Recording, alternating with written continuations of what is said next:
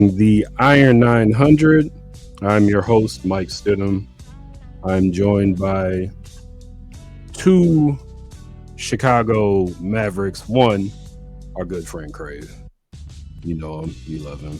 Multifaceted artist slash athlete. But for the first time on this show, I first became aware of this young man when he had 6 braids in his hair. You've seen his content on the Blurred Dot Radio, Lone Popeyes. He was on the League Champs compilation with Jansport Jack. And I forget my other guy's name off the top of my head. I just did a shot. Hence the sweat. There he is. Money can't buy you. Cantbuydeem is with us tonight. I got to say, as soon as I heard the name Cantbuydeem, I was like, I appreciate this. Long ago, I used to make beats under the name Burn Money. Burn Money? Mm-hmm. Yeah, that's how I got these. Burning money, bro. Yeah. I was burning fake money, and my homie was like, bro, why don't you just design some bread? Nice. Yeah. I appreciate that your name indicates a kind of self-solidarity that can't be sold. I think that we live in a culture where being bought and sold is seen as a good thing. I hear so many people say, like, oh, no, man, you got to blah, blah, blah. You got to make this money, man. You got to blah, blah. It's like there's more to life than that. Some things you got to do because you love doing them, and everything you love shouldn't be sold. All money ain't good money. That's a fact. You don't want that bad boy check. It comes with that invite. Take that. Deem, it's good to have you here. Both of you are two of the people. I wish I'd have brought the list of names of people who I wanted to invite to the show. You're both near the top of the list. We're going to play a game that spawned from a game called Trading Rappers by a young maverick named Kenyatta Forbes. She made a game that featured the faces of rappers, and it's basically spades with those cards, except the cards don't have value. I had the thought we could tell a story with these cards if there were more rappers. So in response, I spent a whole summer making a list of 900 names, printing off 300 cards at a time, designing 300 cards at a time. And that amounted to what I call now the Iron 900. Everybody gets 5 cards. There are various rappers on these cards. We throw out 1 card per turn. When there are 3 cards on the table, we argue about who's the best. We give any stories that go along with the cards, any facts we know about the rappers on the table. This is a game for educational purposes. Hip hop is history. Questlove wrote a whole book about it. This is literally the biggest genre in the world. It came from poor black people in a place called the Bronx that was being burnt down by landlords who wanted insurance money. And I feel like that's a story that needs to be told before somebody else, someplace else, says somebody that didn't look like us started it. I think some people are trying to tell the story, but of course, you know, all of our stories are getting appropriated and retold, and it's been going on since the tale Bible. as old as time. Yeah. Right. Mm-hmm. But I want y'all to know something. The way that Washington D.C. they've been stealing our stories and our sauce for so long. Washington D.C. is built with the same exact measurements and layout as ancient Egypt as Kemet. Well, Kemet specifically. Mm-hmm. Egypt is what white people called the part of Kemet that they went to. Yeah. Right. Yeah. The place where Greeks went to learn math. So they got Murphy Lee in here, bro. That Murphy Lee album, that Murphy Lee. What? You know, I was thinking about putting that in here. So one of the things that I do as a host is I tried to dig into who I think guests might like. So I asked guests, give me 10 rappers, because from those 10 rappers, from your favorite 4 years in hip hop, I can probably figure out whose album you had. I was a step away from putting Murphy Lee in there. Wow. Murphy Lee. Or anything St. Lunatics, anything G Unit. I was like really down with the squad. Like, I was like whatever squad it was, I'm like, okay, I like this dude. He co-signing these people to see what's going on. That's interesting. I watched Cameron talk about cosigns and how a cosign does not guarantee you record sales. Exactly. Yeah. That's how you know Jewels really had something special, because he was not that good of a rapper for real. No. But he was unique. Yeah, he was unique. And there was still, I'm not saying that this isn't a thing anymore, but when it comes to top 40 rap, the nuance is not what it was. And I feel like Cameron coming up in the 90s, he came up in a time that was nuanced, especially coming from Harlem. Mace didn't sound like Big L. Big L didn't sound like Cameron. Cameron didn't sound like Herb McGruff. Nobody sounded like Diamond D. Nobody sounded, well, Diddy sounded like lots of people. Because they wrote for him. Kanye sound like lots of people because they wrote for him. Same with Dr. Dre. Dr. Dre sound like lots of people. Dr. Dre either sounds like DOC, Snoop Dogg, or Eminem. Dr. Dre is the only person that put it on the table in the beginning. Oh, for sure. Well, it was Eazy-E before that. Eazy-E, Nori points this out all the time on Drink Champs.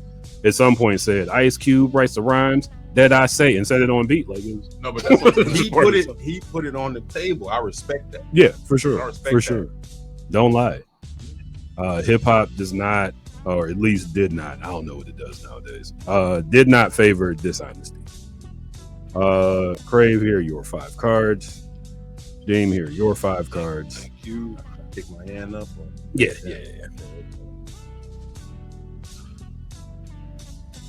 Everybody got 5 cards? Yes. Okay. All right. So I added some folks that are in the news. No Limit soldiers are in here.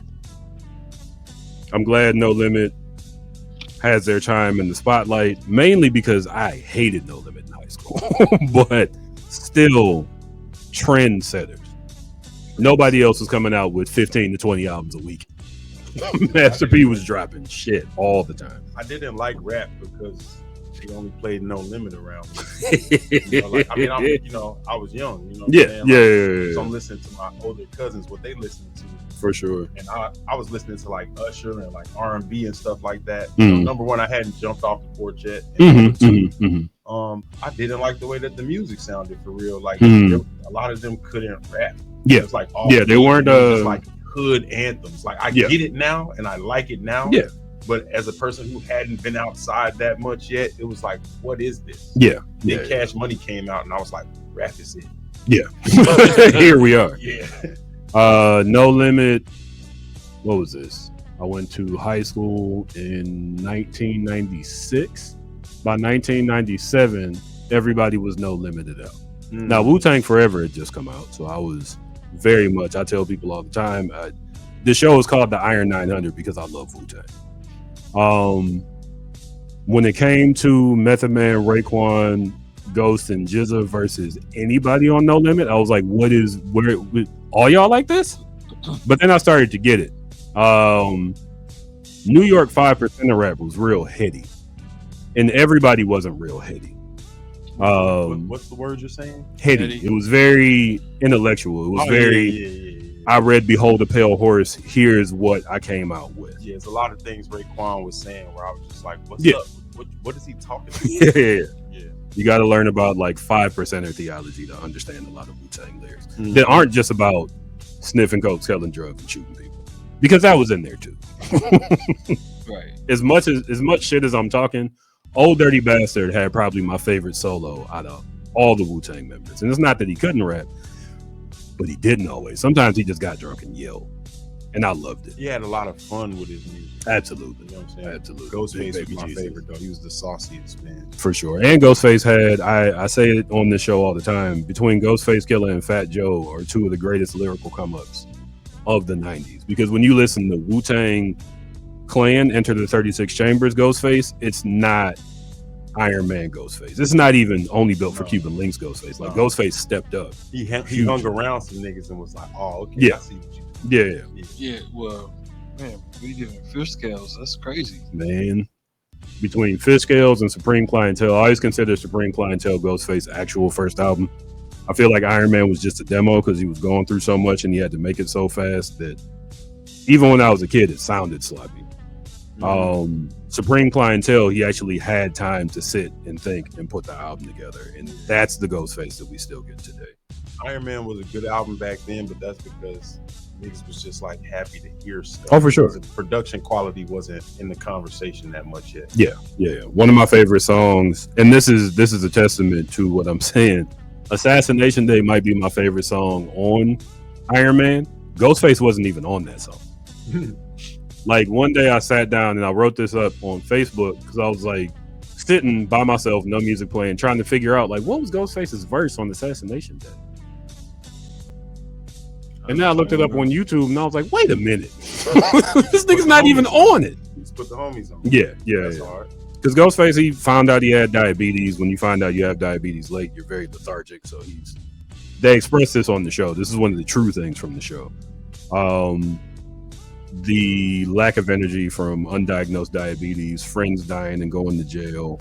There was too much happening around Ghostface for him to really concentrate. Even though he still made a solid album with all that going on. But Supreme Clientele really is where he kicked the doors off the hinges. Yeah, we're gonna get started with round one. Player to the left of the dealer goes first. You trying to look at my cards over there? Yep. I appreciate the honesty.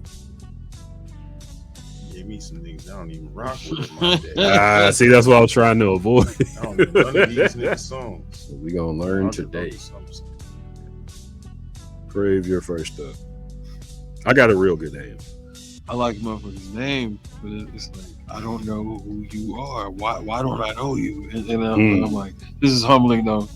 Reminds me like, who the hell is Crave? Half the people in America thinking. You know?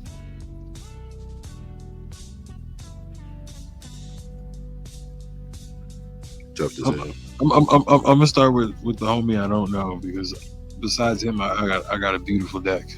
But I like the name. Max B?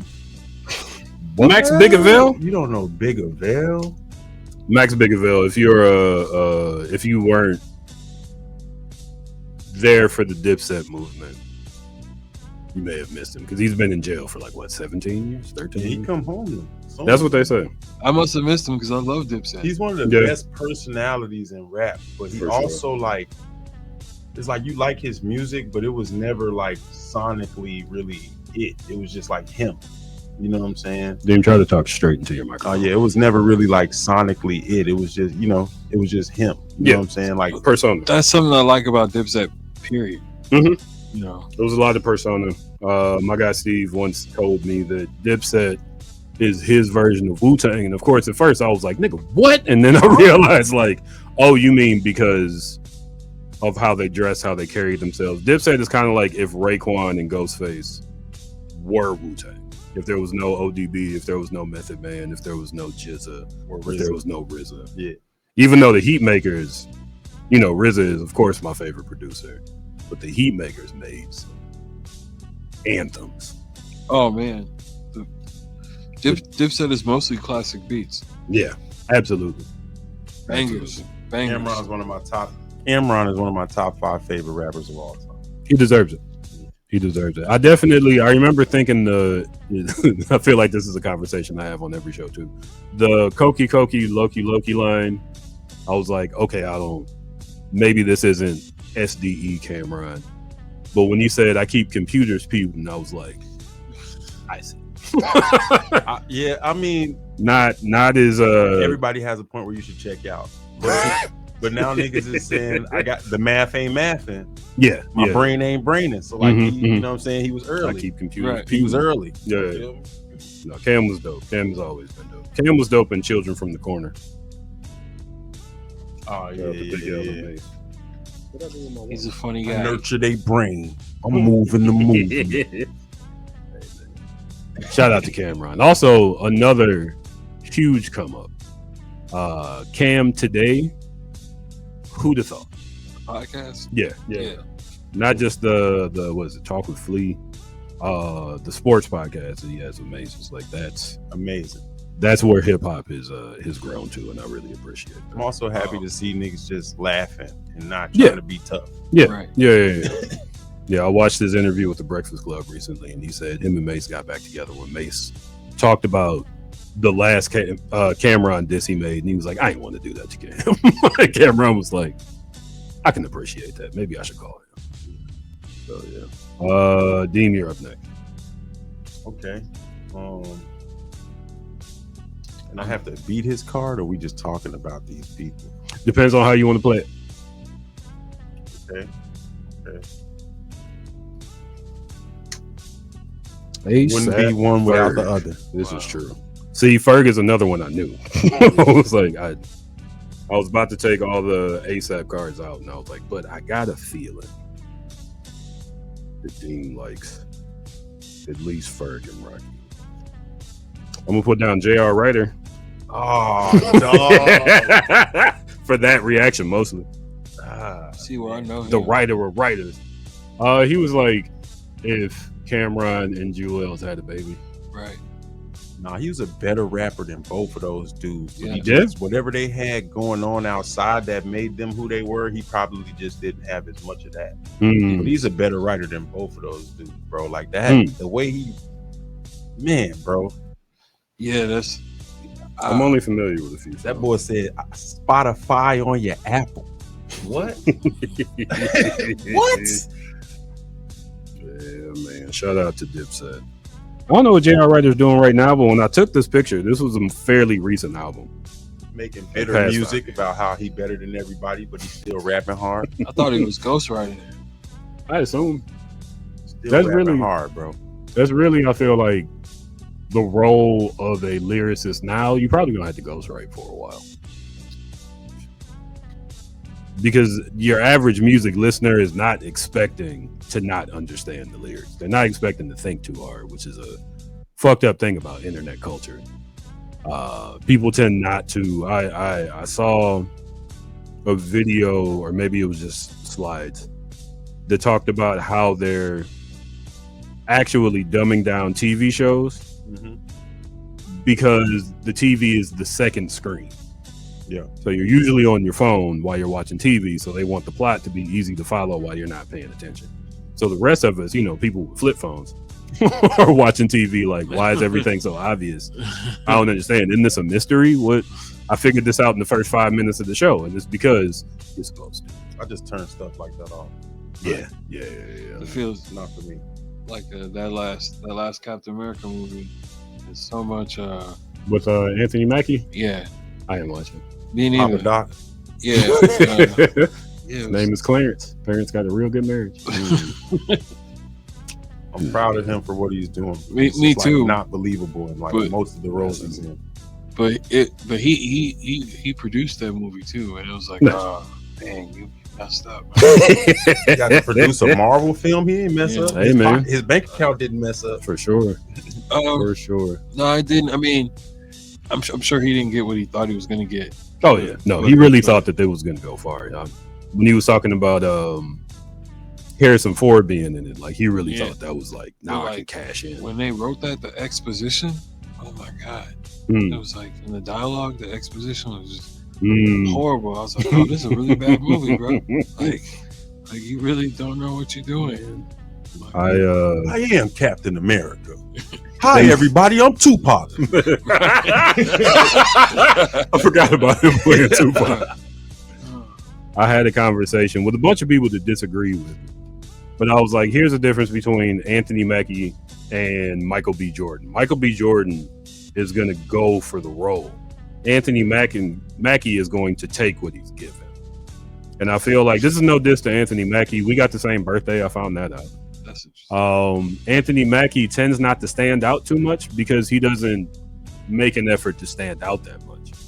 I feel like Anthony Mackie's just kind of happy to be here. This is what he worked towards. He gets to show his nephews himself on screen.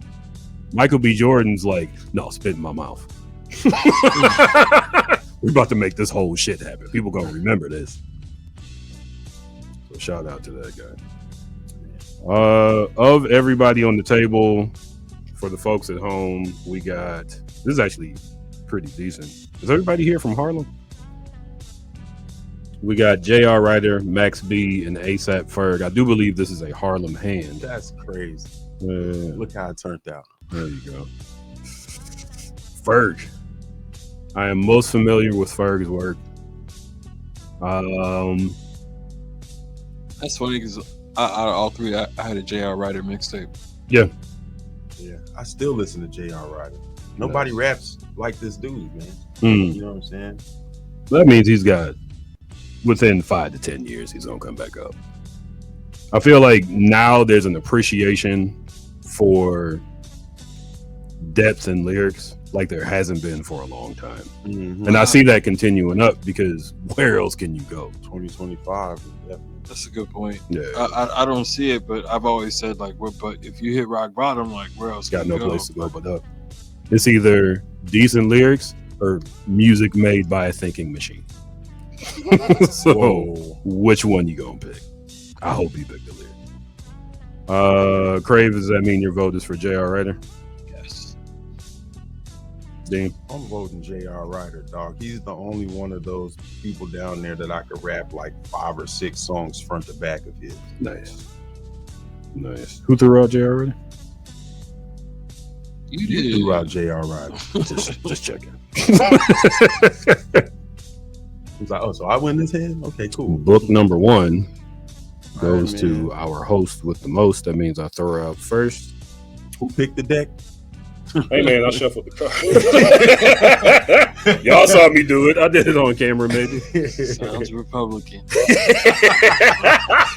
Everybody's saying I won. Everybody. I had the best card, you know. I just shuffled the deck. Everybody and knows. picked the cards. Like, because they are, they have resurfaced in the mainstream. I'm gonna throw down Master P first. good. Is he the best rapper? Absolutely not. But you know what I found out about Master P? And this was obvious to everybody but me. He freestyles everything. Does not write shit down. I've watched a few No Limit interviews where like, no, he just goes in the booth and starts saying stuff. And I was like, it sounds like it. But Man, it does. also, I can't freestyle for tracks. shit. I couldn't have made Hootie Hoo or Bout It freestyle. You know what's crazy about Hootie Hoo? You know Outkast made that song first. Right, I was going to say word. that. Yeah. When he made that video, I remember Mystical doing the song with Outkast, and it was on the High School High soundtrack. It was called Neck of the Woods. It's actually a really dope song. And I figure when they signed that contract, did you sign away Hootie Hoo? Like, what? How did they end up making? How did No Limit make a Hootie Hoo song? Also, shout out for being on the Scream soundtrack, because that happened, whether we like it or not. Master P is one of the best businessmen that hip hop has ever seen. Ever. Hey man, my guy's got cereal. My man got rid of the middleman and distribution. Like, what? Who's getting paid for what? What sells? He had a show on Disney Channel. What's that Nickelodeon? Do I remember that?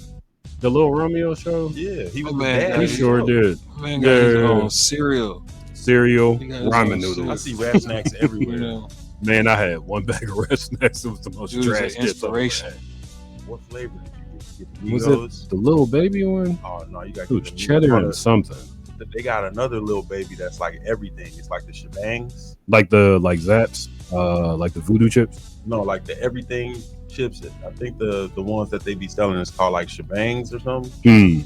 But they got like all the flavors. Yeah. They got one like that, and then they got a spicy one. Those are fire. I gotta try them out because I want. There's no chip I want to support more than Rap Snacks because they're actual rappers in it. Like rappers, not just on it, but like rappers invest in this. I had no idea. I thought we were getting got again. It's a safe thing to think. You want to make sure before you Right. Before you invest. But yeah. Oh man, I had no cue. Oh, my hand is dope. I can't wait to win now. Well, All right, Crave, let's go. What you Show got? him who boss, man, because it ain't gonna be me. Siegel? Siegel, y'all. Cause I just watched the interview. Yeah. All right, y'all coming out strong. Wow. I need Well, me a book. Man, hard to argue that. yeah, I was Best flute player on the table. I was just talking about him. It's crazy. I just watched the Beanie Siegel interview Mm-hmm. on the Breakfast Club, but Mm. I was just talking about how Andre is the only MC to each era he's in Mm-hmm. to dominate on an album and on singles and be consistent. Mhm. Like Yeah. like just like, oh, I'm dropping and it's gonna be fire. Mm-hmm. And People are gonna pay attention to it, right. one way or the other. Like- Or you put me on your album and it's gonna be the best verse on there. Yep, on the entire album, Yeah. not just on the song, but No on matter the how album. good you are. Right.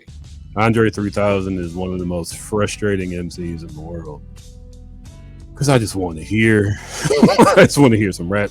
I went out and listened to the Flute album and played it a few times just because it was like, Andre, if we listen to this, will you rap? could you say something? I remember him saying in an interview, and this was when rap was kind of making a turn, right? You don't want to say hip hop is dead. I don't want to bemoan anybody's favorite era in rap, but rap was turning away from what Andre 3000 had become instead of into what Andre 3000 had become. Yeah. And Andre 3000 said, man, people keep telling me that you can single-handedly save rap. I don't want to save no rap. And here we are. Andre 3000, like, well, computer's about to start rapping. What? The computer's putin', Andre. Like, come on, man. Just spit 3 songs. You put out a 3-song package. You can turn this boat around. So, I of course am gonna vote for Andre 3000. Shout out to Master P. Shout out to Beanie Siegel for actually using AI for a good reason. Timberland is trying to push other artists off of the table. Timberland is just making me re-listen to all of the beats. Like I'm like, how does this beat sound without the vocals on it? Timberland was Only because he's doing the AI artist thing, like just like harshly judging everything. Now. Yeah, was he as you always should. kind of like, you know what I mean? I feel like Timberland he had a good head on his shoulders, and then Aaliyah died. he was still dope after Aaliyah died. When I started to see Timberland changes when nobody gave him credit for losing weight. Remember, he was all buff for a while, I mean, and then he put the weight back on, and I remember him saying, like, ain't nobody offer me no type of deal with the Weight Watchers or nothing. And I feel like somehow that was the moment when he snapped. interesting. Like, that was the beginning of his villain arc, and then Whoa. slowly but surely. Imagine getting healthy looking for a contract. Not getting healthy to live longer. You get to live longer, bro. Ain't nobody paying attention to me. You know what?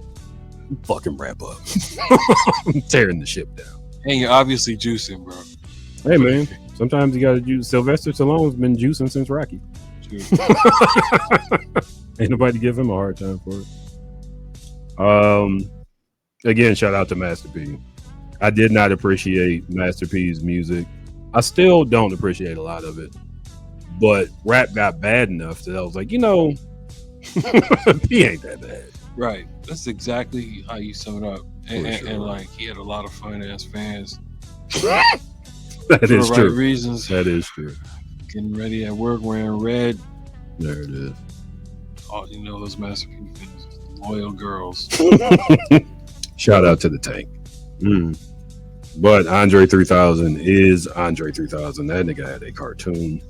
Man, I was trying to get him back rapping so bad. I felt like people. I heard a couple different remixes of the Flute album, and like, I know a guy that makes a couple tracks like bangers, and I was like, he's gonna hear this and he's gonna feel inclined to spit over it, but nope. He was like, different space, right? He's like, I'm working on something else, but I appreciate it. I believe he's not walking around the crib rap. I don't think you give it up. Yeah, no, I don't believe. I feel like I've been drawing my whole life. I'm not gonna stop drawing. This guy, easily the best rapper of all time, or at least in the running. You're not just gonna stop rapping. You know he's got books or something, some sort of saved lyrics somewhere. Come on, Andre. Come on. 3K, man. I had a pair of Outcast jeans. The button came off of them as soon as I took them home. I bought them shits from TJ Maxx. You've been out here. You in movies. Doing a decent job in a few of them. Not the Jimi Hendrix. Why do you say that? Because he looked like Jimi Hendrix. He had the look. I still ain't seen it yet. I gotta check it out. I don't know if you got to do that. I feel like you might live a happier life. Like Bob, y'all seen the Bob Marley movie? No. It's like, why is this dude playing Bob Marley? Is that how the Jimi Hendrix movie is? It's dude didn't even look like Bob Marley. He was just like dreadlocks. Yeah. Jimi Hendrix movie was first. There was no Jimi Hendrix music in because they couldn't get the music clear. Oh, why would you put the movie out? Yeah, why? Like, because somebody was gonna break your playing thumbs. the flute in there. I didn't. If that might be like on the cutting room floor. Maybe that's in the director's cut. Like, how do you have the movie about the musician without the music? That's the soul of the movie. Yeah, it didn't. It didn't turn out well. Well. I'm sure it's on Tubi. Shout out to bro for getting that check. Shame on whoever was in charge. Yeah, nice try. Yeah. Just make a movie about a rapper. Rap. Made 3,000. You was on the MARTA in the hood. Remember 300? Give us 3,000. There you go. This is Atlanta. Another great thing about Atlanta. This is also, if anybody watches this show consistently, they're gonna get tired of this story. Didn't realize how big of a Dungeon Family fan I was until I went to Atlanta and saw the lyrics. Me and my family moved to an apartment projects. The gate on the I can't remember them specifically, but they claim that this community is so drug free, but it don't look that way to me. Drug addicts at the gas station, a sign that says this neighborhood is drug free. Like so many things as I'm just walking down the street, I'm like, oh shit, I can hear Gip saying that in my head. So shout out to the Dungeon Family. Shout out to Organized Noise. Deem, you on that book, so that means you go first. Okay. Man, y'all about to win this one. You never know. Hold up. All right. Ow. Rocky? Yeah, that's what we doing. Why you so sure we gonna lose against or win against Rocky? I like Rocky. Yeah, but I like everything about him more than the music. I like his music. Like if it's a new ASAP Rocky interview, I'm tuning in immediately. if you like ASAP Rocky did this in fashion, I'm like, let me see what kind of drip they doing now. But if you like it's a new ASAP Rocky song, I'll get to it eventually. Dude's probably one of the most captivating, charismatic, enigmatic figures in hip hop. ASAP Mob is Dipset 2.0 for sure. Absolutely, but Dipset had better rappers for sure, and beats, unfortunately. And they had beats. Dipset had better beats. The Clams Casino, which is the strangest name, but the songs the Clams did with ASAP, I think I consistently like those songs. I think they have some clever ways to get their point across. Yeah, they're good at making songs. Him and Ferg. Really good at making songs, but like I just don't. If I know if I know the words you're about to rhyme, I'm a little less interested. And if like the whole verse is like that, like I might not like the song, but like it's not going to be for a long time. Yeah, I was going to say this earlier. This is really affecting me every time I come here. I think my bias is also. How happy I was personally that year that joint came out. So like I'm crazy biased because like there were years like it could have like when Dipset came out had like a 3-bedroom, you know what I'm saying? Disposable income, had a car, you know, you know, living the life, living the life, you know, so like. I was in the club when that enjoying myself. Yeah, you know, if you were in the club that year, that's different. Raising my hand, you know, go buying clothes, you know, taking girls to the aquarium on my birthday, you know. So those songs are bangers to me. Yeah, for sure. Yeah, When ASAP came out, you know, I'm in a studio apart, you know, hardly any loot, you know, couldn't listen to the music I wanted to hear, you know, as much. Wasn't in the club. Well, didn't have like anything to download the music with. Didn't have Wi-Fi in my spot. So, you know, that year, the ASAP, you know, it wasn't hitting to me. You know, like I was. You don't want to hear somebody talk about being exactly. rich. I wasn't trying to hear it. No money. I wasn't trying to hear it. I was angry as hell, jealous of this motherfucker's looks. You know, so like I was mad at hip hop in general. So I know I'm biased. You know, so like I can't deny, like you know, Rihanna saw it, so you know I can't hate, you know, for sure. How you gonna shit on ASAP though? What you got over there? Oh, I had to drop. Future? Man, Future's not my favorite, but I understand. Just appeal wise and money wise, and like I feel like he was able to captivate, like I mean he's a meme, you know what I'm saying? Yeah. Every day. Yeah. Several memes every day. I like Future's music, but I like if you say that there's a new Future interview, I'm not rushing. I don't think I've ever seen the Future interview. See, he doesn't talk a lot. No, he seems that way. It's just his music seems that way. And then he like gives short answers. Yeah. Not a fun guy to interview. All right, so if we got Future and ASAP Rocky, the person in my hand. So I got a decent hand. I rarely get a decent hand. I've won one of these games. If there's any evidence that I'm not cheating for myself, it's that I'm constantly losing in the game I made up. But the first Future, the first ASAP Rocky, maybe not the first. Wow, man, bro. But it's comparatively, hard. The content. I thought you might have a card like that. They don't even belong next to this man, bro. Not really. So, can I tell y'all? I was saving something for that. I was saving something for that. Real quick, let me put these on the camera. No disrespect to these gentlemen, but he just do something different. He's Lil Wayne and Maya Angelou and Will Smith. You know what I'm saying? All in one. Like, you know what I'm saying? Like they just do something different. Like and also like Jesse Jackson. Like, you know what I'm saying? Like so there's a song, Brenda's Got a Baby. I remixed it recently, made my own version called Kiki's Got a Baby. But Tupac making Brenda's Got a Baby, like many years after his death, led to someone going, what happened? Led to someone going, what happened to the baby from Brenda's Got a Baby? I saw that. Then they found the baby. And then they found the mom and they reintroduced them after this dude was already an adult and his adopted parents had died and everything, because Tupac made this song. And he was on the set of Juice reading a newspaper about this story and just made this song. You know what I'm saying? And then he was like, I need to record. Yeah, and then they found each other like way after his death, bro. Because like he's of Tupac. So impactful. Yeah. In ways that you just, you know what I'm saying? Like it's insane. Yeah. The thing that I say about Tupac a lot is you get Tupac from his music, but if you ever can find videos of him like speaking at high schools, you get a whole new Tupac.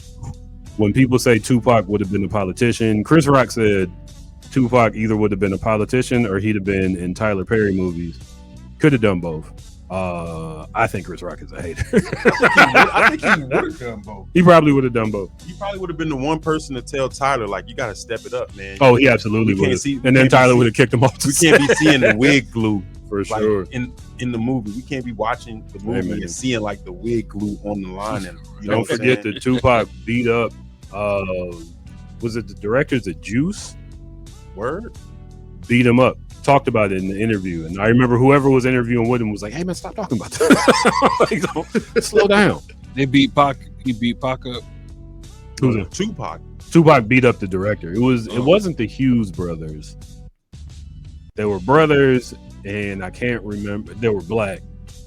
They made one of the movies that he was in, or maybe one of the movies he was supposed to be in, until he beat up the director. Tupac also was it Vince Staples that said that there's no other Tupac, right? You got Ja Rule, you got DMX. DMX's story is crazy, but DMX's story is mostly about DMX. When it came to Tupac being raised by Panthers,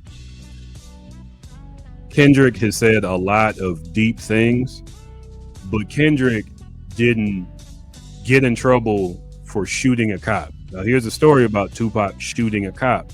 Tupac didn't know he was a cop. Tupac just saw two white men beating up a black man and decided to stop it. There are not two Tupacs. No. There's no one rapping that seems like they would put themselves on the line to save another black man. I mean, I ain't gonna say that, but not in that way. Not in that way. Not in that way. There are plenty of people out here who might fight. Yeah. But Tupac said, this is it. You're going to stop now. God bless the man's spirit. God bless his family. Yeah, God bless Tupac, man. We did not deserve Tupac. And I didn't even like Tupac when he was alive. And I'll tell you why, because he dissed all my favorite rappers. That's because he knew who they probably knew who they were as people. Yeah, probably. Yeah, probably. You hear stories about Biggie, and this isn't to defame Biggie's name, but Lil' Kim wore big sunglasses because Biggie hit her. Biggie was not a good guy. Another thing I say, he was under a tree, a certain tree. He was looking up to a certain person. This is true. Right. This is true. Also, we gotta confront the fact. Yeah, one day we got to confront the fact that rap employed a lot of people who sold drugs to their friends' parents. Yeah. And that's they not employed to themselves say, by selling drugs to their parents. Yeah. We talk about this like, oh, pull yourself up by your bootstraps. They pulled themselves up by their neighborhood's bootstraps, and their neighborhoods fell apart. And that's not to say that they weren't doing what they had to do. That's not to say that they did it forever and they are more at fault than like Reagan is. But the moral judgments and the political beliefs and the actions of some of these rappers didn't change. And that's something that we're going to have to confront one day. I like what you're saying, man. For sure. Because Tupac sold drugs too. Yeah. But Tupac got some money and started turning shit around. Unfortunately, he died acting out a lifestyle that he had become deeper into when he didn't have to do that. When you're rich, you shouldn't be stomping nobody out. Yeah. You got security, you got people with you. You don't have to be on the front line anymore. And if he hadn't been on the front line, he wouldn't have died that way. So, rest in peace, Tupac. I wasn't the same. Man, bro, I can't pick nobody over Tupac, bro. Right. It's Tupac all day, bro. For sure. Tupac all day, man. Impossible. Conway the Machine. Oh, come on, man. What's up with this dude's hand, man? Who's next? I just want to throw the card. let me throw somebody. It's not often I get a good hand. Juvie. Okay, at least you could fight back, bro. Right. Two real niggas that mean everything that they say. For sure. You know what I'm saying? That are like phenomenal rappers. People don't give Juvie. And I'm sure like they're the same guy in the neighborhood that they live in that they are in the songs. For sure. All right. Out of the cards I have left. Young Chris, who they say influenced Jay-Z permanently. Interesting. I just feel like he was one of the coldest rappers to me. I was listening to everything the Young Guns did. Every song that he was on in the Rockefeller era, he had my favorite verse on that song. Nice. My guy Theo, who oftentimes sits in that chair, pointed out that of everybody, all the Rockefeller folks who weren't Jay-Z, Young Chris sold the most albums. Or at least he was like a fraction away from going platinum. Okay. What about Benny Siegel? I'm sure Beanie did too. I'm probably getting this wrong. Yeah. I could actually. We have the internet. I feel like Freeway, Memphis Bleak. No, Memphis Bleak, whatever. People have a love-hate relationship with Bleak. He had a lot of hits. I've never not liked Bleak. But there's no way he sold more than Benny Siegel or Freeway. Just because Freeway just had like a commercial sound. Mm-hmm. Now, my separator there, I don't know. I know they were signed to Rockefeller, but were they state property or Rockefeller? State property. So state property, I put in the state property lane. Young Chris was with the Rock. Not like Beanie Siegel wasn't. So that's not definitive. Don't at me. Let me see here. Nigga, please. I love that song. I think that was my favorite song on the album. Ask him who sold more records between Young Chris. That was my favorite song on the album. I didn't love that album. I liked it. Right. Which album is that? Was it the Blueprint 2? Oh yeah, Blueprint 2 is cool. It's just too many songs. Yeah. You know what I'm saying? But if it was one album, it would be a classic. Like if you just trim some fat off of there, you know what I mean? For sure. But I ain't mad at the extra songs either. Like I love that Watcher song. I love the there's a song about the dude who got shot by his son that inspired me to write story raps like that. I listened to that song. Meet the Parents. That wasn't on Blueprint 1? No, it was Blueprint 2. Okay. Yeah, that inspired me to write story records. Yeah. Beanie Siegel, so. Yeah, like Siegel, y'all. Come on, man. Yeah. Shout out to Beanie. Yeah, I've been watching them interviews. Beanie been bragging. I'm like, it's good. It's good we have a fact checker. But meet the Parents. Like Jay was flexing, man. Mm-hmm. Jay's always been able to write that level. It's, as much as people hate on Jay-Z, Jay-Z is a great writer. I could have rhymed like Common Sense, but I made $5 million and I ain't been rhyming like Common Sense. And then he made 444. Rapping like Common Sense. Right. Even Commons acknowledge that. Have you heard the Jay Electronica album? He go there talking about Orishas. Right. You know what I'm saying? Like real African stuff. Yeah, Beyonce got him right. But I heard that album and I heard a comment interview like, now Jay is actually like he's the example. Like he got rich and then then now he's doing the stuff that I was talking about. So but when you say now, that's right. What's the last time this guy right. made now? I mean, I don't know when that interview got made. Yeah, but yeah. He was like, in a sense, like he is rapping like me, but he's not rapping. He's like he's living like what I'm doing. He's doing. So for sure. Yeah. Jay-Z did a lot of good stuff. A lot of bad stuff. Right. A lot of good stuff. But also great argument for billionaires. People be like, no more billionaires, but like Jay-Z is a handful of like philanthropic billionaires, and shows you 3 out of 4 black billionaires are philanthropic. They make so much, they're still giving money away at a high level, and they're still billionaires. And there's people out there like Dolly Parton and a lot of black millionaires who aren't billionaires because they donate so much money. Yes. Also, you need it all for it, fam. Like, at a certain point, it's like, come on. You can't. Your great grandkids don't need to grow up rich if your grandkids grew up rich, because they're gonna grow up to be shitty people. Like eventually, let's be real, they're gonna get more and more riding down the line. Your grandkids aren't gonna hang out with your grandkids. They're gonna have somebody else raise them while they go on vacation. All the old sayings are the best. Spare the rod, spoil the child. There you go. I'm glad that you said it, because I was like, fuck. Right. I couldn't remember it either, and I was like, do I agree? Yeah, in a way, for sure. All right, so we got Juvenile, Conway, Young Chris.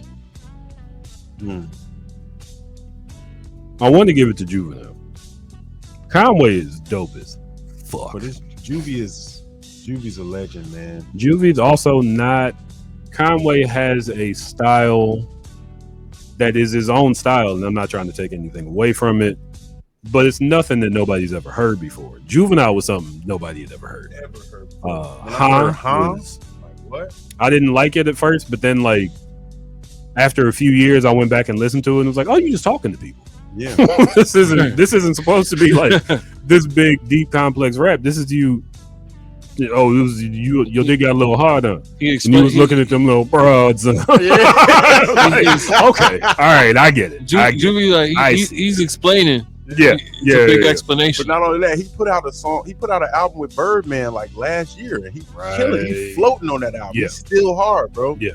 But Juvie is the type of writer that's never, as he gets older, he's going to get better. For me, I have to pick him because, like I said, I didn't rock with a lot of the No Limit stuff. And when I saw him back that thing up video, I was like, I want to be that young dude at the end of the video, and I want to get danced on like that. And like I'm telling you, bro, like I want it to be like Lupe Fiasco or Nas on the rap side. Like, you know, that was a lot of what I listened to, even up until like, you know, 19, 20 years old. But like some about Lil Wayne like inspired me to just jump out there. And I'm like, yo, he got to be younger than me, even though it's not true. He's just smaller than I am at the time. You know, his name is Lil for a reason. I was like 6'1" at 12 years old. You know what I'm saying? But that song, that video, and just the presence of Lil Wayne in that video is like, nah, rap is it for me, for sure. Also, shout out to just going to your projects and being like, who wants to dance in this video? Right? Because none of those were professional dancers at all. No, they were so lit, bro. They could just do that. For sure. I kept it real. For sure. Yeah, so I'm going to have to give it to Juvie. I mean, I like a good gangster rap. I really do. Mobb Deep is one of my favorite. Prodigy is one of my favorite rappers of all time. And Prodigy talks about murdering people in grisly detail. Yeah. I also read Stephen King, like, you know. But I like when a gangster actually talks about other things. Yeah, it's just for like, sure. We'll save the gangster shit for like when you make me do it. Yeah. When you're a product of your environment, you're going to talk about your environment. But then as you get older, if you have the good fortune to become self-aware and not be stuck in gangsterism for the rest of your life, because you know everybody knows it's only gonna go two ways. To mature from that says a lot about your character, and I feel like Juvenile has done that. Not saying that Conway literally has been disfigured by his lifestyle, so I'm not saying that he's not on that same road.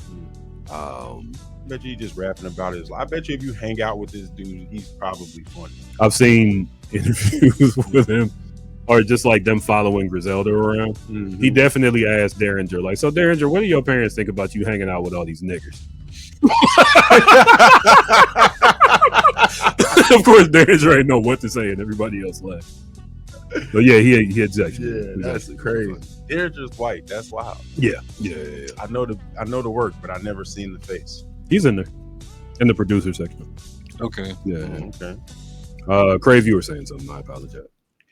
I rock with a lot of the hits. The Young Chris on He's in the rock to BC. Yeah, that like he made that joint rock. But the effect that backed that thing up still has. Man. And then like the women go crazy, and then dudes start talking about their favorite Juvie song besides that one. You know, it's the effect like immediately, and it's like he created that. He caught the wave. He creates the moment, and it's like every time you play it, I've seen whack DJs consistently save the party. Throw that on, save the party, and I'm always just shocked. I'm like, it's a good thing you kept that in your pocket, man, because you don't know what you're doing up here. But it's just like, man, he I was gonna go with Young Chris. I'm not gonna front with you, but I was just thinking about all the sex Juvie's gotten me personally. Like, you feel me, bro? Right. Come on, like it's hard to take that thing up. Right? You know how many juke parties I've been to, and that was just like the wave. Like I was too young to even beat it. Right? Yeah, you can't take that out of the 6'1", so I'm talking about. Oh, for sure. Over like 16, 17, like twerking on me, you know, leaning against the wall, right? Mad, exactly, mad, exactly. Like you had to do zero work. You just got to stand there. For sure. Back that thing up for sure, and not fall over. Right, strong stance, basically. And now like Instagram. For sure. And Juvenile is a social media favorite. Yeah, man. This book of cards is amazing. Thank you. I still got 300 more to make. Wow. What's the criteria for deciphering like what's the next 300? I already got them written down. Okay. You had to have come out with an album that at least somebody heard, because Lord knows there's 8 million rappers in every other major city. Mm-hmm. I'm not just gonna put you in there because, but right. Yeah, if you have gotten enough airplay that I go to your YouTube video and there are comments, solid chance I'm gonna put you in here. I also am saving Chicago rappers for the last batch because, and I say this all the time, I say this in front of you, I say it behind your back. I am from a city called Cleveland Heights, Ohio, a part of the greater Cleveland area. I did not expect to meet so many brilliant artists just humbly walking in and out of places. Some of the best artists in the world are in Chicago. There is a movement amongst Chicago artists happening. Deem, Freddie Oso, Call Me Israel, Ace Da Vinci, Crave, Video Days. Bro, y'all not familiar with Jeff Koons? Get familiar. He reminds me of early Ludacris. He does a lot of changing of his voice. Interesting. And he's named after the visual artist Jeff Koons, like Koonz. Yeah, Koonz, but it's funny. K like a percentage sign in. I'm about to do a painting making fun of that. But yo, did you peep Jeff Koons, Saba? the artist. Yeah. So that didn't get making fun of the dog, the balloon dog. For sure. But so it's funny you brought that up. But, did you see Saba on Ironheart? I still haven't seen Ironheart. Oh man. Saba from Chicago? Yeah. What's Ironheart? Riri Williams, the black girl Iron Man, who's from Chicago. Okay. Yeah, man. Viewing right there. Saba's he's in the movie, or his music's played in the movie? Both. Fire. I'm watching it now. For sure. Yeah, and the way they set it up, like, man, like, I keep trying to tell people, like, it's slept on, and people come back and tell me, like, yo, I just saw it. I have heard more than one person say that. For sure. I watched it. That shit was dope. That dude is phenomenal at rapping. And he'll never say, he just him. You know what I'm saying? You could tell he loved Bone Thugs and Harmony. Hey, right.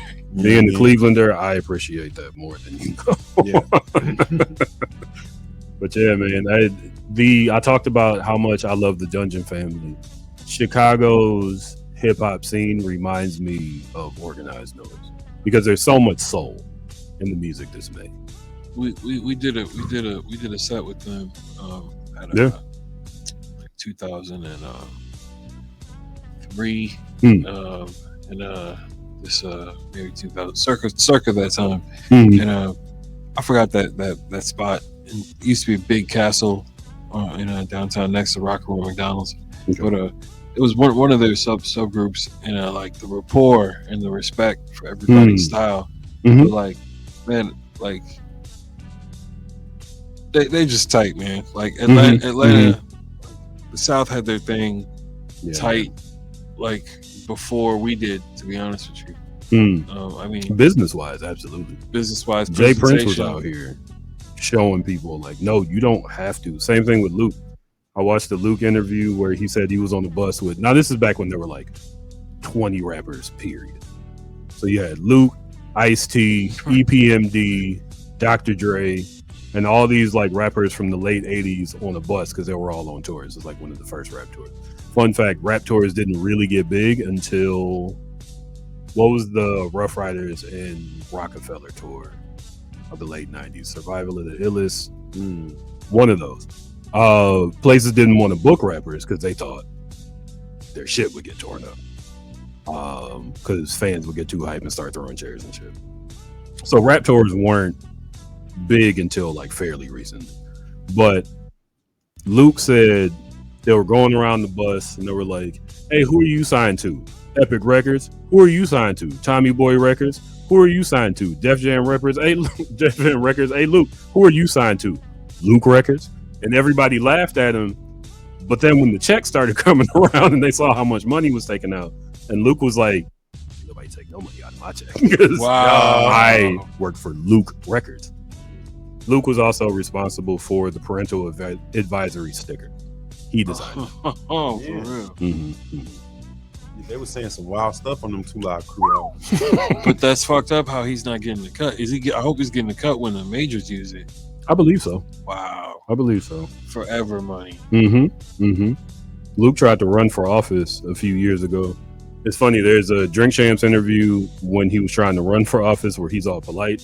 And then there's the Drink Champs interview after he lost where he's talking about all the wild getting his dick sucked on stage in Tokyo and having to leave the country and he can't come back. Wow, yeah, I believe it. They don't play that shit in Japan. Yeah. Not that I would know. Even though they did what did Japan do recently? It was some sort of twerk party in Japan. But they selling little girls' underwear and vending machines, but you can't get your dick sucked on stage. Seems like a little. Hey man. Hey, man, you know. Hey man. Every nation's got. I'm yucking that, Yum. I'm yucking that. For sure. Who started this off? I think you Throw threw down the down machine, but we all. Right. I picked Juvie. I picked Juvie. Yeah, I picked Juvie too. That's mine. For sure. Everybody's got a book. Almost got it, Chris, but Shout out to Young Chris though. There's Memphis Bleak has a podcast called Rock Solid. I believe Young Chris was the first guest. I'm gonna have to check that out because I He's never a- really heard him speak. He's a much better interviewer than I thought he would be. For sure. Yeah.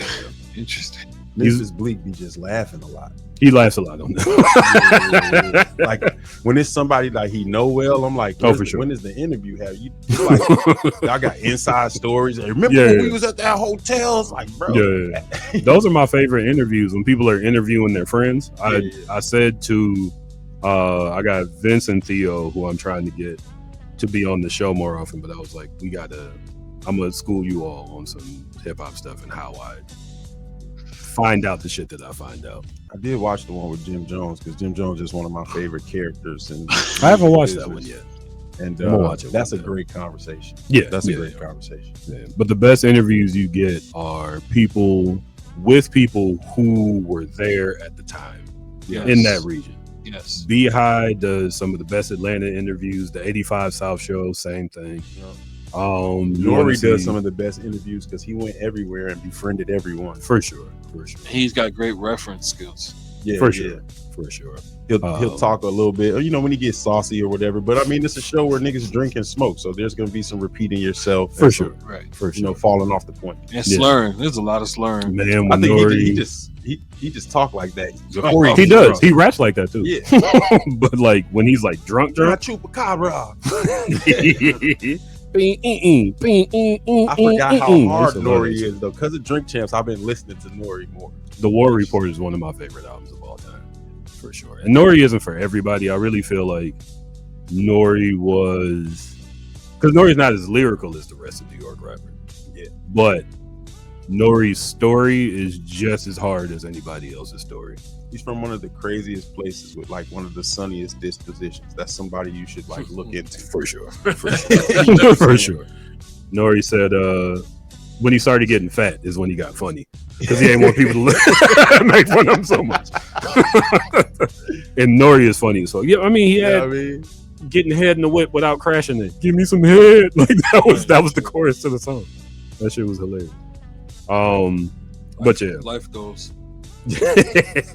For real. Getting head in the whip without crashing. I got head in the whip once and almost got pulled over by cops. It was a white girl too. I remember I was getting necked up on Urban Park Road, and the nigga next to me was just like, I was at the red light. I'm like, yo, chill out. She went, chill out. The nigga at the light was like, I was like, okay, bet. All right, cool. I'm not gonna get any deeper than my almost getting pulled over story because it's my girl watches it sometimes. She don't need to know everything. Right. Oh man, I tell my girl the truth about my past. We in love, and it is what it is. But I'll tell her to she her know face. about my past. Yeah, I'm not gonna tell her when other people. She's gonna be like, "You said that on the show." Like, oh my bad. That's the stories are more for entertainment than anything. Hey man, I wish I I could didn't find a live this girl like crazy that. life to just hold it down. for Right. sure, for sure. Look, it's like to me, it's like if I could find a girl that appreciates my convoluted and high numerical count past, it's like you'll be like appreciate that, like, yeah, but look, it's all about you now. You There know, you go. like Yeah. you're the It's all equivalent about you. right. Like you're the equivalent of all this. Like I'd rather I be had with all you. this experience, but here I am. Right. So, I don't know. I could talk about the various reasons I've been kicked out of parties. Exactly. Once, I won't get into detail. You said the guy gave you a thumbs up. Shout out to my guy Jung Ho, who I think is back in Korea, and lying in the bathroom. One of those like, no, stop. And I remember Jung Ho looking back like, I was like, what? Turn around. This ain't for you. This ain't for nobody in here. And that's when the security guard. Well, mind you, I helped put this party on. Yeah. Security guy was like, hey man, you gotta go. Cool. And when he started to say, hey, you got it, I was like, I know, we got it. It's all good, That's bro. We're gonna go finish this somewhere else. Yeah. I've never been cool with kicking people out for that ever. I'm like, look, man, this is the point of coming here To a party. like, yeah, bro. Like, this is the best. Like, hey man, button it up. It's too public. Yeah. Like, It's a bathroom right there. Right. You Oh, don't got those it are right here on the dance floor. Those are the times, like, you know, I was a bouncer like 17 years. For sure. Those are the times I was just like, hey, dude, you really kicked dude out for like getting head from like that super bad chick in the bathroom? And he's like, yeah. And I'm just like, dude, that's exactly the kind of publicity that we want for this place. Like, that's what I want motherfuckers to know and talk about. If you go here, you might get knocked Right. off in the bathroom. Right. And I want women. Can't wait to spend their $40 to get in. Right. Man. And I The want drink minimum's what? Take it. I want women feeling super comfortable. Like, yeah, I just walked in the men's bathroom with him, gave him some head. It was great, girl. You can go top your man off in the bathroom whenever you want. I want dudes to know that, man, girl, there's badass chicks in here giving head in the bathroom, and like security's cool. Like, I was like, you do realize what you're doing every time you're kicking people out for like having sex in the bathroom? It's ridiculous, man. Like, stop it. Well, thank you for that, Tay. Trying not to get sued is what they're doing. True. True. Yeah. Minimizing liability is what that's called. There you go. Crave, you're up next. The clubs I had sex in, the coolest clubs in Chicago. That's all. Ooh. Who you got? Oh Yeah. man, get the Strategy. It's called strategy, bro. It's called strategy. But hold on. Well, shout out to Rhyme Fest. Oh, and I love that, man. Yeah, Fest has been on this show a lot. I've smoked weed at Rhyme Fest next house. to Jay-Z. It bothers me when I And miss. not y'all niggas, Oh, wow. man. You Some- see how they some did me? They just strategize. gave me the I'm gonna say, You came in hard. listen, man. Shout out to Fest. Shout out to Fest. Doing this political thing right now, doing what he can for Chicago schools. Right. That is what hip hop is supposed to do, Well, stay in a suit jacket. for sure. Right. For sure. I see him doing his thing. I'm proud of him. Yeah. I seen a show recently. It was dope. He brought out a lot of people, gave a lot of people love. Like it was his show. It was his set, but he put other artists on and like in the forefront and was like encouraging them. Like, no, take over this part. Like, For sure. Go crazy. Like, For sure. Yeah. See, that's what I regret missing shows lately. But yeah, he's that dude. He's so active in so many things, from comic books to art. You know, I invited Fest to speak at a black comic book convention once, and he came in a Black Panther outfit. that's wild. Yeah. Shout out to that guy. But between Jay-Z and Nas, I'm always team Jay-Z. I'm going Jay-Z, bro. Yeah, I I'm going Jay-Z. And I'll say I'm going Jay-Z because when they had their back and forth, Ether got a lot of credit. Nas is the people's champ. Nas is who people wanted to see win, but I felt like Ether was just lunch table disses. This is what you say to that kid that you're trying to roast down at the end who made fun of your shoes this morning. But whatever Jay-Z song was, we both your girl skeeted in the seat and skeeted in the Jeep and left the condom on the baby seat. That was the one he had to apologize for. Whoa. He said his mama made him apologize for that. Man. But when Jay-Z said, Shout out to Black Mom. but for sure, I Can Divide, one of them was the other was Illmatic. That's a one hot album per 10-year average. You can't beat that. Right. He broke down mathematically. You've been in the 10. I've been in the 5. Smarten up, Nas. Hey, you feel me? And then Nas went, and that was when Nas was coming back. I always say I fell off of Nas's music when he made Street's Disciple. Before Street's Disciple, Nostradamus, the album that I blame on Steve Stout. Steve Stout is very successful. That was when Steve he was trying to do the big hits, right? You Owe Me, all that commercial shit. Oh, Black people don't like to lose their heroes. And when Nas started making commercial music, it felt like I had lost one of my heroes. Man, if he was stuck to the firm, if he'd have stuck to, I mean, Nas's career has been an interesting one, especially up until that point, because you had an album that people considered one of the greatest albums of all time hands down, in 1994. no doubt. And then another guy came out with an album in 1994 named The Notorious B.I.G. Questlove writes about it in his book. He said at the Source Awards, Nas had to borrow money from Steve Stout to buy a shirt, and the shirt was too big, and he used that shirt as a metaphor because he said every category that him and Biggie were in together, he kept seeing Biggie walk up. He kept hearing Biggie's name, and every time he did, he shrunk in the seat a little bit. Then he came out with It Was Written, where now he's rapping from the perspective of a dope deal. When before it was just, I've sold drugs, I've done hood shit, I live in these projects. Here's what that's like. Before he was a reporter. Yeah. When Biggie released, and this is just a note, when Biggie released Kick in the Door, a lot of that was about Nas. When he said, took home ready to die, studied shit, now you want some money shit, successful out the blue, that was about Nas. Because from It Was Written, from Illmatic to It Was Written was two different Nas's. This is when it was Nasty Nas, then he was Nas Escobar doing the casino video. Yeah, but you gotta. So when the first album came out, he was like 18 or 19, right? Oh, he wrote a lot of that when he was 15. That's what I'm saying. He wrote the music when he was mad young, right? Yeah. But then so did Biggie. So he had this idea and these things going on. You know what I'm saying? He had a different parental background and everything. You know what I'm saying? So it's not fair to judge him for being easily influenced under the age of 25. Definitely. Biggie was just rapping about his life. I'll also say this is hip hop. And this is in the 90s in hip hop, where you had to do your own thing. Yeah. So if you did, remember Ghostface dissed Biggie because he said his album cover was too much like Nas's album cover. If you did anything that seemed like biting, it was open season on you. People were gonna talk shit about you. Yeah, for sure. I missed that era. For sure. Everybody got the same flow now. Yeah, it's weird. It's weird not on. I could talk all day about why I don't listen to new rap and why I'd rather listen to 9.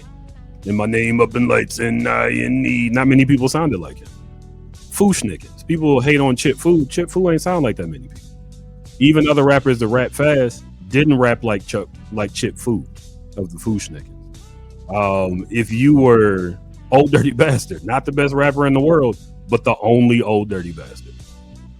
I missed the time where every rapper was their own little microcosm. And get back. Yeah, please. Pretty please. And I if AI doesn't take over, I think that's the direction we're going.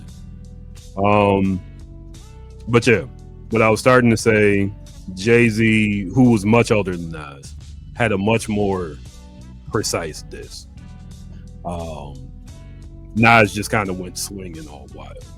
Jay-Z was like, pop, fist of the North Star, pop, pop, pop. Yeah, Jay-Z had a few hits on him. Nas just like, with either people were just like, I can't believe he went there. Like, he said that? Yeah, Nas rapping like that, right? Yeah. So, but then he also, Jay-Z is the reason that Nas got his career back. Right.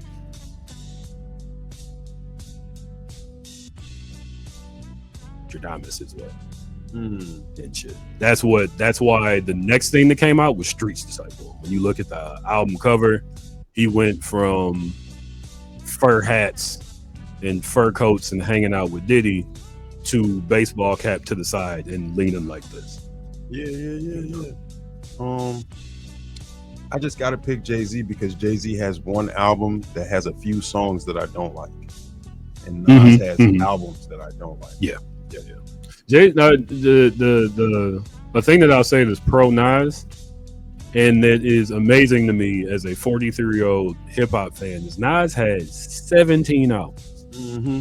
He's still cooking, and I mean, later Nas, like sure. Nas from the last 5 or 6 years, he ain't missed. Mm-mm. You know what I'm saying? But I'm just talking about back then, like all the way up to the Hip Hop Is Dead album. Who's listening to that? There's some joints on there. There's a couple. Was that the one with Thief's theme? Yeah, I like Thief's theme. God's Son. You know, there's some joints on there. There's some joints on there. But I'm just saying, like, there's a lot of skips for sure. A lot of skips for sure. A friend of mine said of Nas, he doesn't think that Nas. He feels like Nas doesn't pick beats that are going to overshadow him. Right. Jay-Z will contend with the beat. Yeah, Timberland beats are like wild. They're like it's like Jim Carrey. Like, you know, it's like I want Jim Carrey on the movie, but I still want to try to be the star. Like, you know what I'm saying?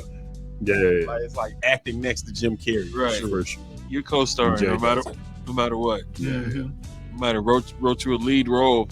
Like you are co-starring. Like that he's done a couple movies where he's technically the co-star and thank you, sir. And it's like you barely remember anyone else in the movie. Kind of like Jay-Z when he'll do a single, like just a verse on somebody's song. They might have 2 verses before him, and you still waiting for the J verse. What was it? God did. I skipped the first 2 verses, and this Lil Wayne is one of them, and he goes crazy. Lil Wayne is like literally the reason I started rapping. I just said that, but like I'm just like, let me just get to this. Yeah, what's 5 or 6 minute bar? We don't get to hear from him a lot. What's he talking about? This nigga made his own song on somebody else's song. Why is Rick Ross on that song? He didn't even stick to the subject. But he never does, though. That's not his thing. Marble floors, luxury rap. I actually like Rick Ross more than I thought I ever would at this point in my life. He's dope. He's dope. I just don't I have like a higher regard at this point in my life for people where like this is my life for real. You know what I'm saying? I get it. And I don't think that he ever was like Big Meech or Larry Hoover. You know what I'm saying? No. And my guy was. They have a picture of him as William Roberts.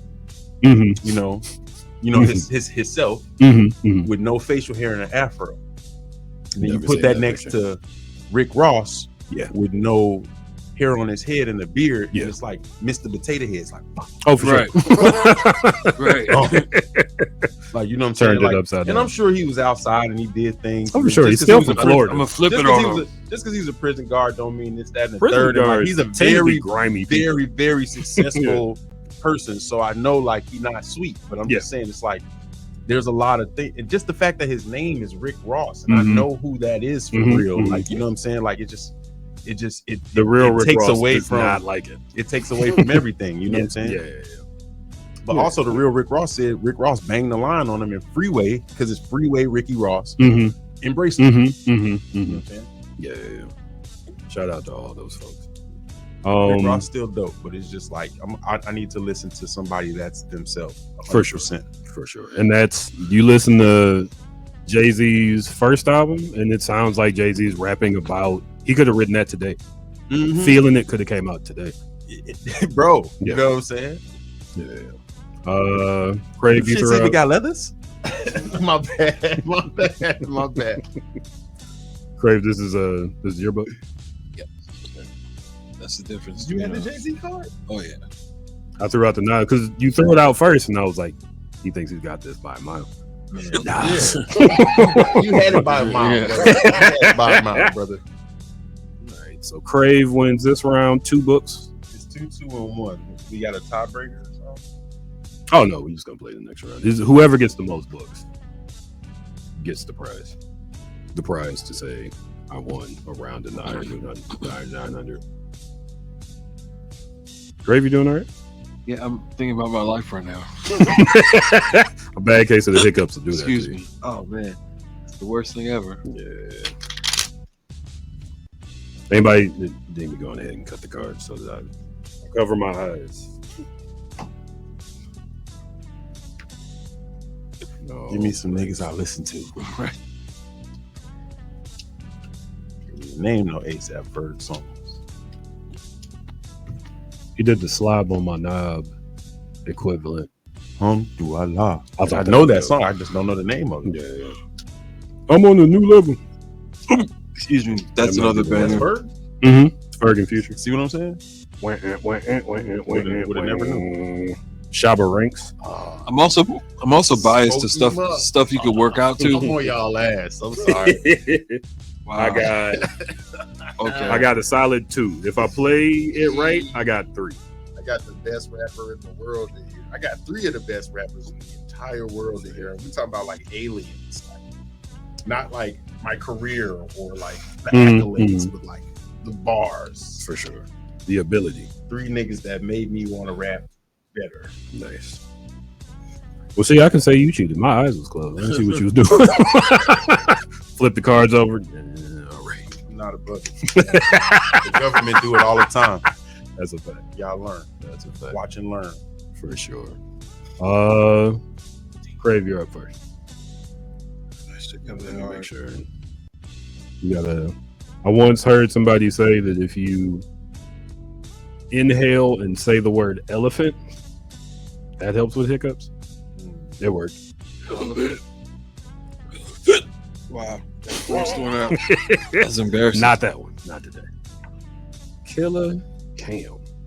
All right. Let's go. Yeah. You're up next. Energy up. Horse and carriage. I gotta put somebody down that you can't argue with. Okay. Wayne. Wow. Man, I remember. So I have 2 experiences like this. I didn't even look. I have my guy, Kanan Gabriel. Shout out to him and his family. When this was one of my best friends when I was a kid. And I remember he got Reasonable Doubt and was like, hey, this is the best rapper ever. And I was like, no, you ain't. A few years later, fuck yeah. Yeah, you was right. My guy, Corey, a.k.a. Belvy, rocks with the Skeleton Crew. Shout out to Yanni in Cleveland. I think they moved to Arizona. Yanni has a Grammy. I don't remember what for. Shout out to Yanni. I don't know you, but shout out to you. For sure. We was both on the Ray Cash video shoot. I made the beat. I got cut out of the video. Word. Pimp in my own mind. You know that song? I made the beat for that song. Get out of here. Word. I never expect people to know that song. Yeah, that was me. Bro, what? I made it on FL Studio in my college dorm room. I'm a pimp to these hoes, not a pimp in my mind. That's you. Nigga, what? That was me. That was me. Stop Sony playing. flew me out to New York. And I'll tell you something about Sony. It took me until like this year to say, like, you know what, that wasn't my fault. Sony flew me out to New York, which was crazy. Got me a car. I didn't take the car because I didn't know I was supposed to be looking for a car. We get to the studio, big ass Sony studio, speakers, everything's wood grain. All right, so we need you to redo this beat. I'm like, what do you mean redo this beat? What'd you do the beat on? They asked me before I left, like, what'd you do this beat on? Fruity Loops? What's Fruity Loops? It's a computer program. Okay. Can you bring your whole computer? No, I made it on my friend's computer. And we was in college, so I can't just take your computer. Yeah. They didn't know what FL Studio was. I fly out there. They're like, you got to use this equipment to reprogram this beat. It's New York. Nobody wanted to tell me what to do. If somebody had sat down and said, here's how you do it, I probably would have done it. But they had to 2-track that song. Oh, because you need the stems. Mm-hmm. Okay. Hey, it's still a banger. Still stuck in my head to this day. It would have been better had, shout out to KP, Quan Prather known what Fruity Loops was. He knows what it is now, I'm sure. So that wasn't on me. That was on you. I'm stalling, man. You losing this round. You can't beat those 2. You're not about to get my good card. You can't beat those I thought about 2. it. I thought about it. That's what I'm going Don't for. even waste your good card on this round. Listen. Y'all ain't got nothing on me. I got hiccups. Nigga. Give me what you got for a pork chop. What you doing? Just so y'all know, he threw down Chilling Chingy. at the Holiday Inn. Yeah, I had. I'm supposed to do this every round. These are the cards on the table. We got Cam, I can hear the song. Wayne, and Chingy. Weezy F, man. know I can't pick myself. Yeah, You can pick it. I love like Cameron's one of my top 5 favorite rappers of all time. Yeah. I've replaced Lil Wayne with Currency because Currency's not lying, and Lil Wayne never like shot somebody on the porch and watched them fall in the kitchen. Like that never happened. He got signed when he was 8 or 9, but like Wayne all day, fam. He's a monster. He's an alien, fam. The metaphors that he comes up with is like, what is wrong with your brain? Wayne gives me moments of constant. I wish I would have thought of that. You feel me? Constantly, like I wish I would have thought of saying that. Like who says that? Like, and it's unexpected. Said some shit like it's a bunch of O's in my bank account, like Funyuns or some shit. I can't remember the bar, but I'm like, what? Nigga, you eat Funyuns? Right. Of course. Right. From the Magnolia Projects. I think Lil Wayne is both one of the greatest rappers of all time and a sad story in rap. I say recently, and I can't remember why, if drugs are heavily involved in your creativity, you got to find a way away from them drugs before your creativity finds a way away from you. Yes. That's not to diss Wayne, but when you look at Wayne right now, Wayne is maybe a year either older or younger than me, and looks like he's a solid 12 years older, and that's drug use. Yeah. I remember Wayne doing an interview. Drug use. They asked Wayne after Pimp C died, "Will you stop sipping scissor?" And he was like, "Nope. When I die, just honor me like you honor Pimp C." And the thing about live fast, die young is if you don't die young, that fast living's gonna catch up.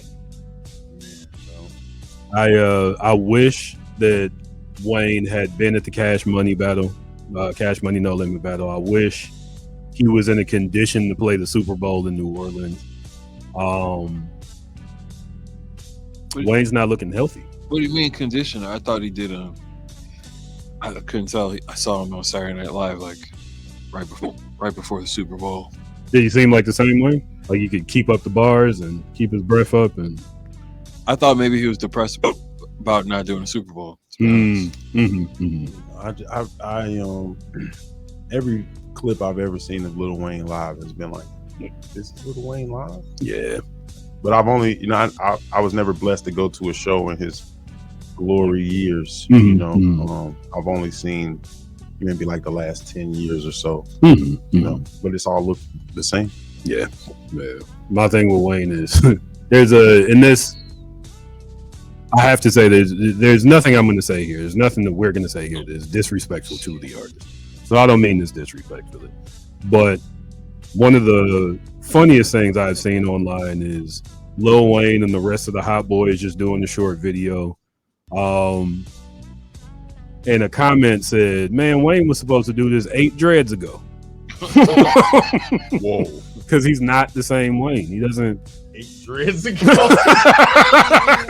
I didn't say it. Wayne is not kept up the way that his fandom would have hoped for. He's an icon, and he just need to get a season. You got the hats waves, already, man. Get some waves, bro. He's an icon, though. He's never gonna not be that nigga for sure. You ain't out rapping him. You might outperform him. You might do a lot of things, but you ain't out rapping him for sure. I just wish that he had made, because Wayne wasn't just good at rapping. Wayne was in good shape. Oh, yeah. So it really looked like he was keeping himself up for a while, and then he disappeared for a while, and he comes back and he's not in the best shape. I don't know what he's going through mentally. I'm not trying to say anything disrespectful, but the same way that I talked about Andre 3000, I wish that Wayne was still that Wayne. But I'm drugs glad are he's still putting out music. Yeah. He put out some shit with Benny the Butcher recently. He went crazy. Oh, I heard it. Yeah, it was dope. The verse is disgusting. He to me, he's like Richard. If Richard Pryor was rapping, he's just hilarious. That's a great parallel. Just that naturally advanced. And Wayne was rapping when he was like 12. He got signed to Cash Money at 8. I'm saying, when Belvy said to me, "Man, Wayne's the greatest rapper ever," I was like, "Come on, man, greatest ever." 3 years later, it was like, son of a bitch. Can I take this book though? Crave, what do you say? Yeah, it's Wayne for me. Okay. I know you ain't picking. Nobody picking Chingy. Hey man, shout out to Chingy. Man. I had the album. I did not have that album. No, I had the single. I rock with Ludacris so hard. I had every DTP person's album. Nice. I had I-20 in there. I should have put it in the deck. Excuse me. I only got the single to impress a girl at a car wash. That's crazy. Yeah, Chingy was in that time when I was going to clubs. Lil Jon, Ludacris. Wonderful shit. But I played him as a joke. Chingy's not better than the other rappers that were on the table. But shout out to Chingy, where you are now. So we had, what was we at? You had two. I finally got two. 1-1-2. No, What's the score? He has 2. No, there was 5 cards. So yeah, 1-2-2. Oh, yeah. okay. Yeah. I'll trust your math. But I'm gonna have to take this next round too, fellas. I'm sorry. We'll see. M? Yeah. Wow. M's another one of those rappers that Alien. And I'm not saying M has definitely kept his bars up, but M, when he was on drugs and M not being on drugs, there was a good lull in there before Recovery. Mm-hmm. And Recovery was dope as fuck. Like On Fire was a great song. But he's another example of like, if your creativity involves hard drugs too much, it's gonna be a dip. Danny Brown, same thing. It's been a dip. So drugs are fun, kids, but don't find out how to get that shit without taking pills. He said, so don't be me, because if you grow up and you're going OD, they're going to come for me, and I'm going to have to grow a goatee and get a disguise and hide, because it'll be my fault. So don't do drugs and do exactly as I don't, because it's bad for you. Shout out to this guy. Good old Marshall Mathers. Crave. No, it's me. My bad. He always try to go last, right? Like, need time to think. Let me see. You want shock effects? Do I want? How do I want to play this? Because I could take home 3, and I could give a convincing argument against them. you could beat Eminem. Like, we got to see it. That's right. Yeah. I ain't want to do it. I wanted to hold on to it. He's in my top 5. Yeah, Thought is dope. Yes, So far for the folks at home, we got Eminem, we got Black Thought.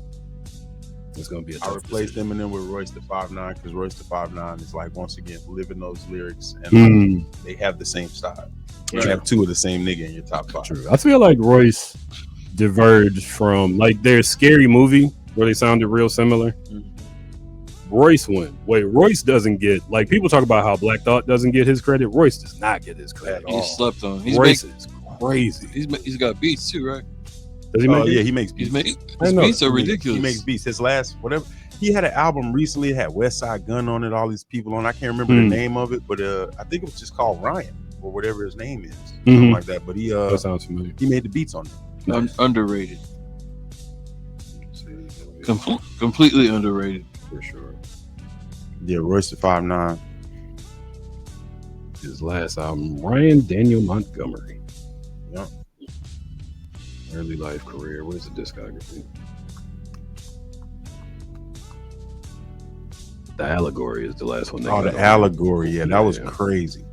I was kind of disappointed by the first Prime album. DJ Premier, and it's my own fault because I expect Premier to sound like he did in like 1998. He's definitely taken on new stuff. You know, it's not that same like chopped up string sample that he put in so many songs. So I got to go back and listen to it again with a wider expectation. Awesome. A good argument, though. Good argument for Black Thought, man. Yeah. I'm not gonna waste a good card on this. Real? Hell real. That is hell real. Not wasting a good It's card. hard for me to argue Eminem over Black Thought because Black Thought is in my top 5 and Eminem is not. But I Right. could rap. Same. You see me just rap. That song I was rapping from Eminem is like on a mixtape. Most people never even heard that one. I can't give you a Black Thought verse off the top of my head right now. I mean, it would be difficult. I feel like you got to He's practice. just such Black an Thought. intricate rapper with so much to say. for sure. I can envision it. I remember it, but I can't spit it. I can spit the cadence, Right. but the words, no. I can All tell you just the high hook. level shit. Yeah. Man, Thoughts. He had a song with Static Selector that had Joey Badass and Raekwon on it, and that was the verse where I was like, Jesus, like what? It's like he just came in the room and kicked the stool over and kicked everybody else out the studio. So, shout out to Thought. It's Thought for me, man. I've been to 3 Root shows, and it's just like They are the best shows.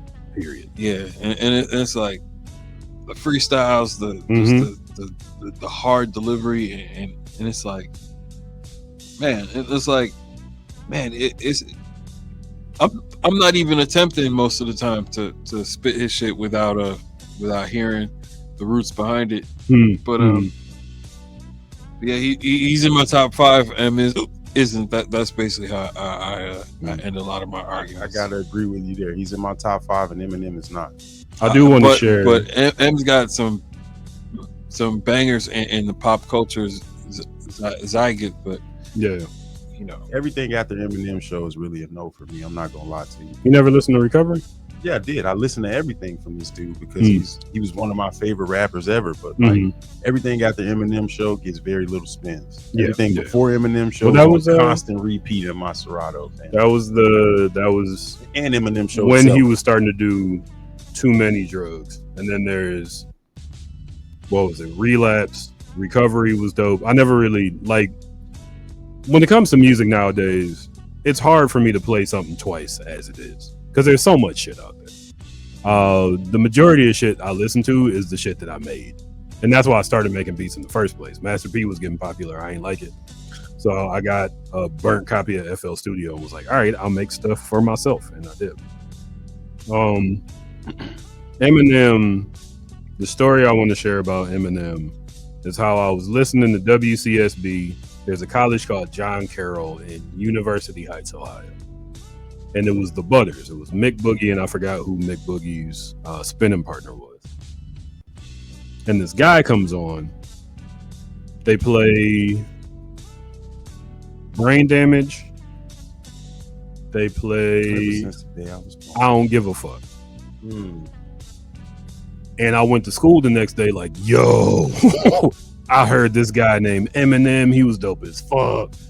And my guy Chris was like, you know he's white, right? And I was like, what?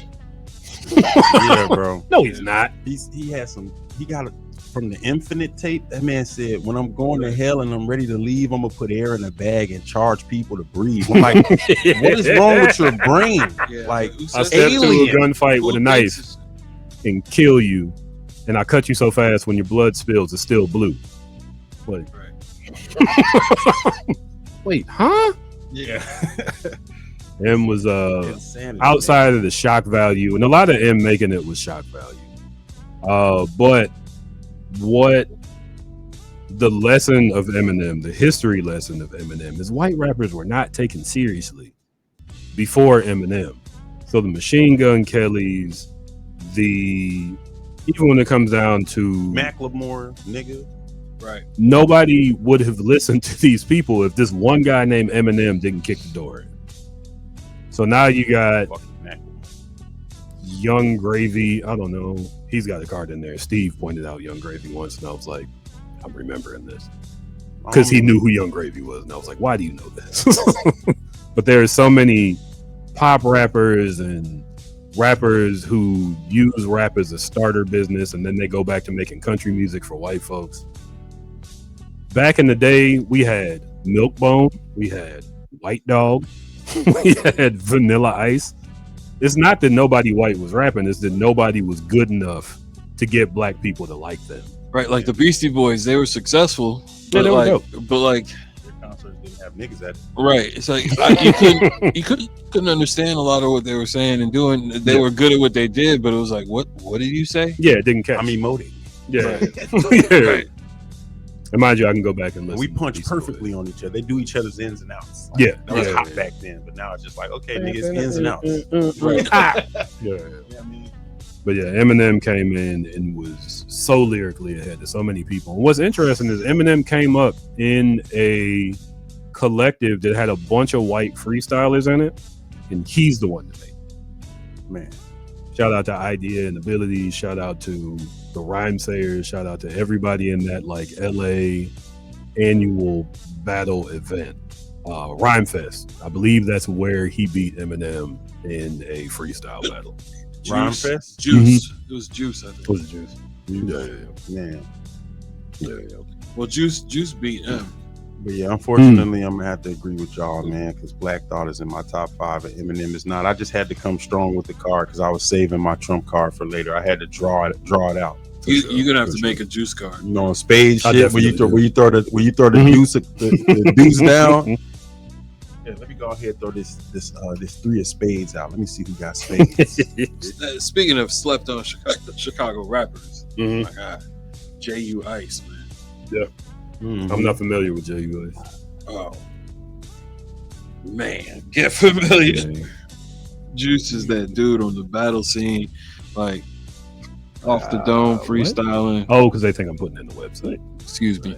Yeah, that's the problem with his name, man. But he had to change it. Probably the movie, but Shout out to the greatest black thriller movie of all time. right. Oh my God, some of the biggest. When Heath Ledger beat up the director. Doing character. You said some of the biggest what?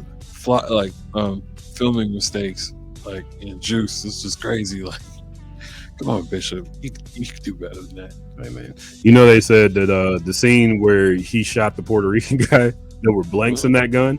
Tupac shot him right here. And so all that gas went and gave him a burn on his neck. And then he talked shit about it.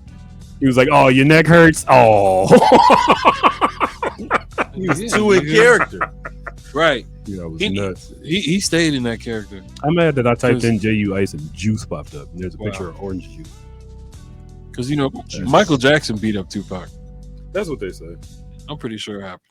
I just don't feel like you could look at Chris Brown, who's like actually a thug, Mm-hmm. but like if a nigga could like spin on one hand or like do a split and get back up off the ground or do Right. like a backflip or a front flip, Mm-hmm. I don't care if this thing got the softest voice in the world. Like Don't fuck with him. when you swing on him, Yeah. when you swing on him, he's faster than you. He's Oh, yeah. moving. He's Yeah. probably gonna hit you 2 or 3 times. And if you got enough strength to hold your body weight on your hand, Yeah, come on. you know what I It's mean? not gonna So, go like, well. I wouldn't try Usher or Michael Jackson. Like, Oh, right. I don't care what you think and about it's their just like, sexuality think- or anything about. Just think them. about the gender or his temperament is misleading because you got to remember this dude was raised by like some angry brothers who's getting beat up by their father. Like, You know his pain tolerance crazy, so he probably Oh, for had sure. hella chin, like for Right. Sure. You know what I mean? Like Right. you punch him and he's like, "Oh, that's cute." he's taking hits from Joe. He's taking hits from Tito. From everybody's beating on him For sure. basically, except for the 'Cause girls. He was the little one. Right. So, all right. I hope y'all are ready for this. Better ask me the cards Oh man, because I'm about to throw out the number one, the number one stunner. Wow. What? He said he's not a rapper. I mean, He But, said that early on. I'm not a rapper. I'm a game spitter. And I was like, you know that. I guess that. but I makes mean, he still pulled Tony Braxton. yeah. So I wonder about that deal. I was like, was that a deal? And she signed you? Why are y'all together? I'm not gonna What's put my thoughts on Birdman on there. why not? I mean, listen, man. Here's the thing about Birdman. I remember joking with my father before he passed. Like, Dad, if I kissed you on the lips right now, what would you do? You see what I'm saying? yeah. See what I'm saying? Just, Yeah, yeah. because I have to involve Wayne too. I'm gonna just leave it alone. Yeah, Right. yeah. It's a different type of. That's why I'm not gonna say it. A 'Cause I different just gassed chemistry. Wayne up. Yeah. I right mean, now. hey, man, people.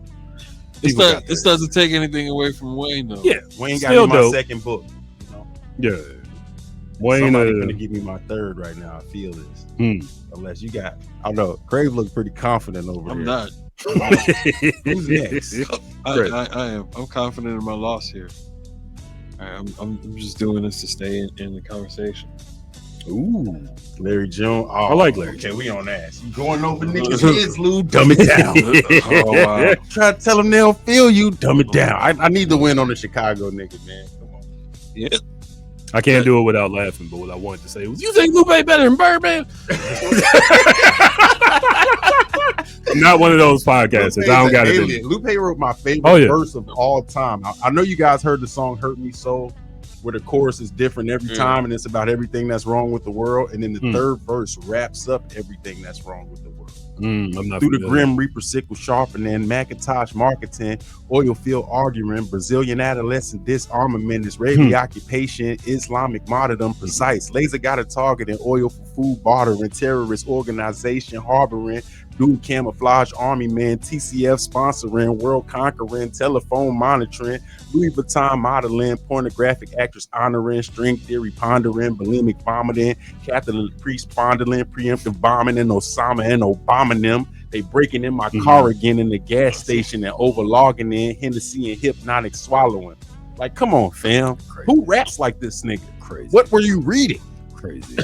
I remember people hating on that song because he called Obama, and people were like, "He called Obama a terrorist." Like, you know, Obama blew up a lot of people. Right. Like, he's an American president. Let's not play.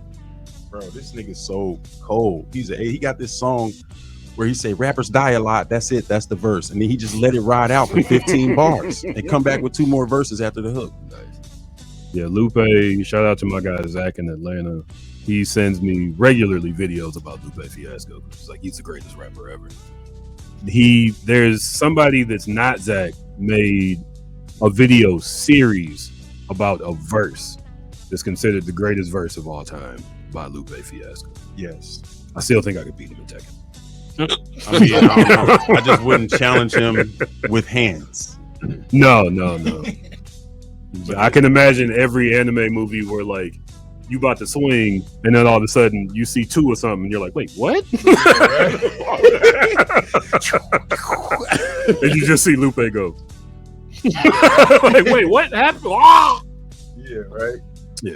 He's an alien, fam. Like, sure. It's like Lupe Fiasco, Lil Wayne, Black Thought, Ferone Munch. Like, it's very few niggas on that where it's like, I mean, Wayne happened to have commercial appeal and sell records, but there's certain niggas where if you just remove that and we just talking about rapping and you still in that conversation, then you that nigga. That was the 90s.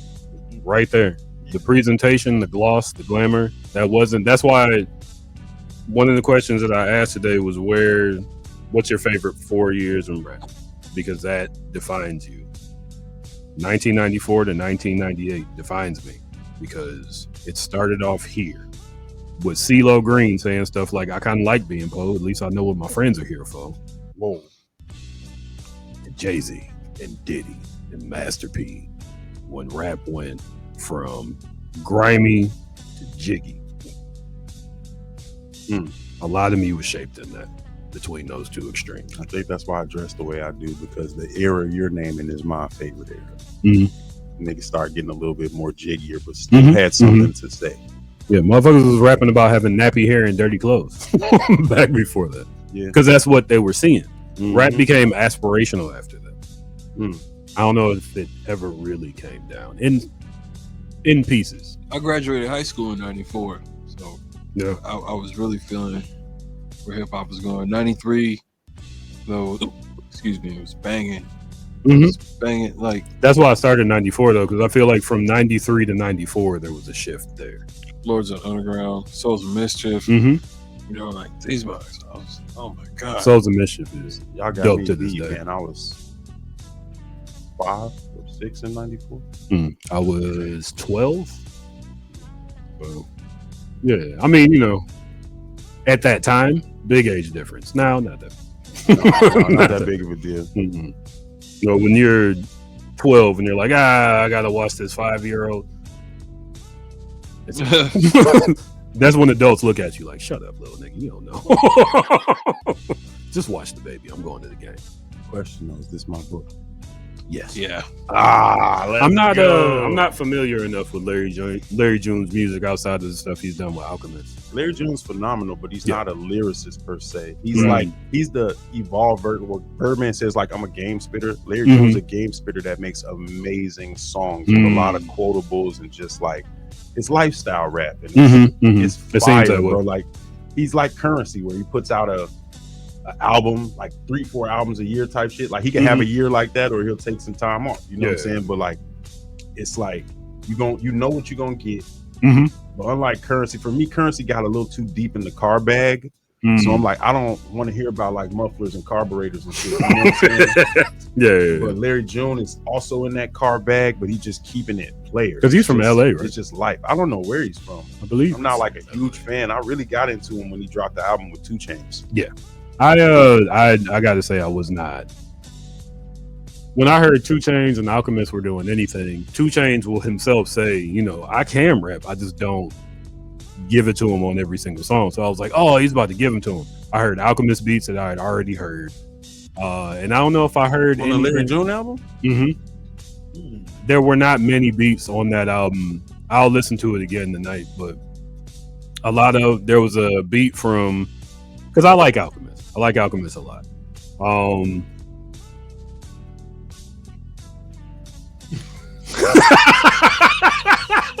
Because I'm like, do I want to say this on YouTube? I don't know where Alchemist stands in the world of genocides happening overseas. Because from what I read, his father's from one of those places. Like Israel? Doesn't speak up about it. I'm sorry, I don't know if you want me to say that. I mean, now that it's out. I just didn't want to be the one to say it. I don't know if he's a Zionist. I assume he's not, but here's another thing that we're gonna have to talk about in the next 5 years or so is the connection between hip hop and Zionism. A lot of our favorite stuff came from Blood Money. Leor Cohen. Diamonds came from Blood Money. Leor Cohen was head of Def Jam. Yeah. Leor Cohen is a Zionist. So we got to think about Third Base. Not just a Zionist, but plans to move to Israel. Search. He said it on My Expert Opinion.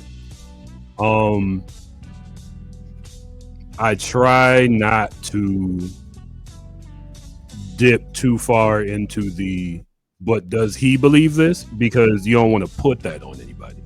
There's some real rotten shit happening in the world. And you don't want to put that on somebody by accident. Yeah, for real. But I just feel like a lot of niggas in the music business, especially people that were around in the 90s, they've seen people get sexually assaulted. They've seen for sure. Niggas get beat the fuck up. They've seen niggas get robbed for Murdered. everything, figuratively or like literally, like right in front of their face, all kind of murders and shit. So they just like, the world is the world, and that's not really like the there are a lot to of take. those. Like Cameron said on his platform, like recently, he was like, you know, in hip hop, you know, Trump used to be cool. Like He was, and I'm not talking about politically. Like I don't have a political opinion on him, but you know, I fuck with him.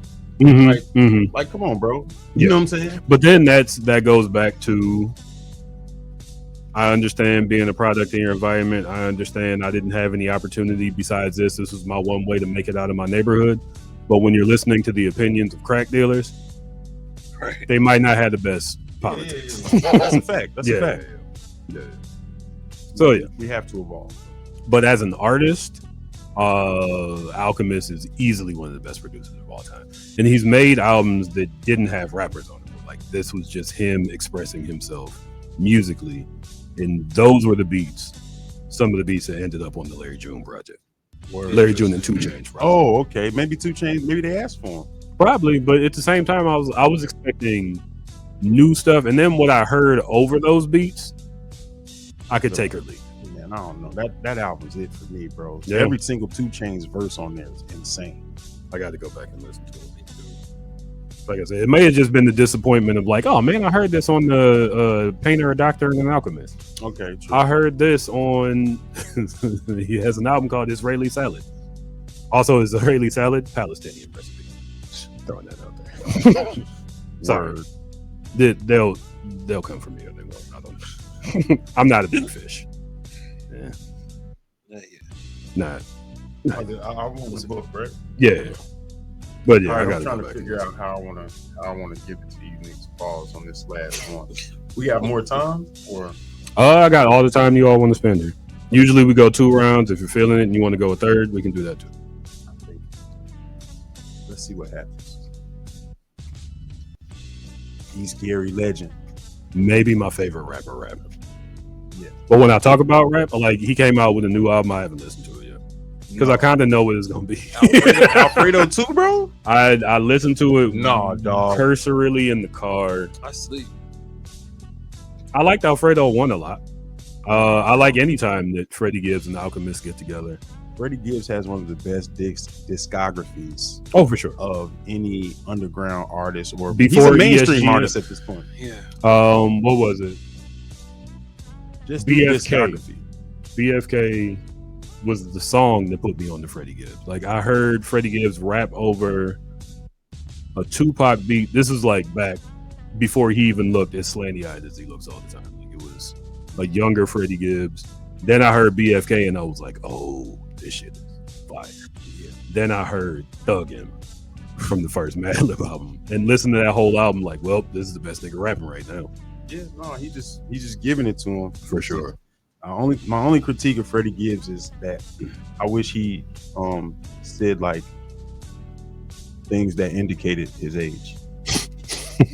No, he does. No, I mean, yeah, but like some of his like stances on things, like I'm not the most mature nigga in the world. You know what I'm saying? I just I don't expect him to start talking about politics or whatever. But like he does have a Huey Newton tattoo on his back, just like a big one. He might be out here doing crazy shit in the world, putting the music out that he want to put out to further his cause or do whatever. You know what I'm saying? He might be down with the cause. He might be feeding kids in Gary and all of that. And I'm not saying he has to put that in the music. But it's like, I know you don't sell drugs anymore and you rapping about women on Instagram in your 40s. You know what I'm saying? Yeah. But I still listen to the music. I still love it. You know what I'm saying? I still look at ass on Instagram. You know what I'm saying? But it's just like, I rap about some of these things too. It's just like, I wish there was a little bit more in there. I will say in Thuggin', Freddie has a line where he says, pants gonna be sagging till I'm 40, which seems to represent that this is where I'm gonna stay. And it is what it is. I'm not gonna tune out. It's just I'm gonna listen to it and then I'm gonna turn on some Lupe or something. You know what I'm saying? For sure. But I do give credit to Freddie for really and truly being one of the better lyricists out here now. Dog, like you're not fucking with Freddie Gibbs, whoever you are, especially on the discography tip. He has albums. He has so many albums with no skippers. And when you listen to where he is now compared to ESGN back when he was supposed to be rapping under Jeezy's label, there's the sound has developed. He could have been doing the exact same song. He could have been Too Short. Same song. 30 years.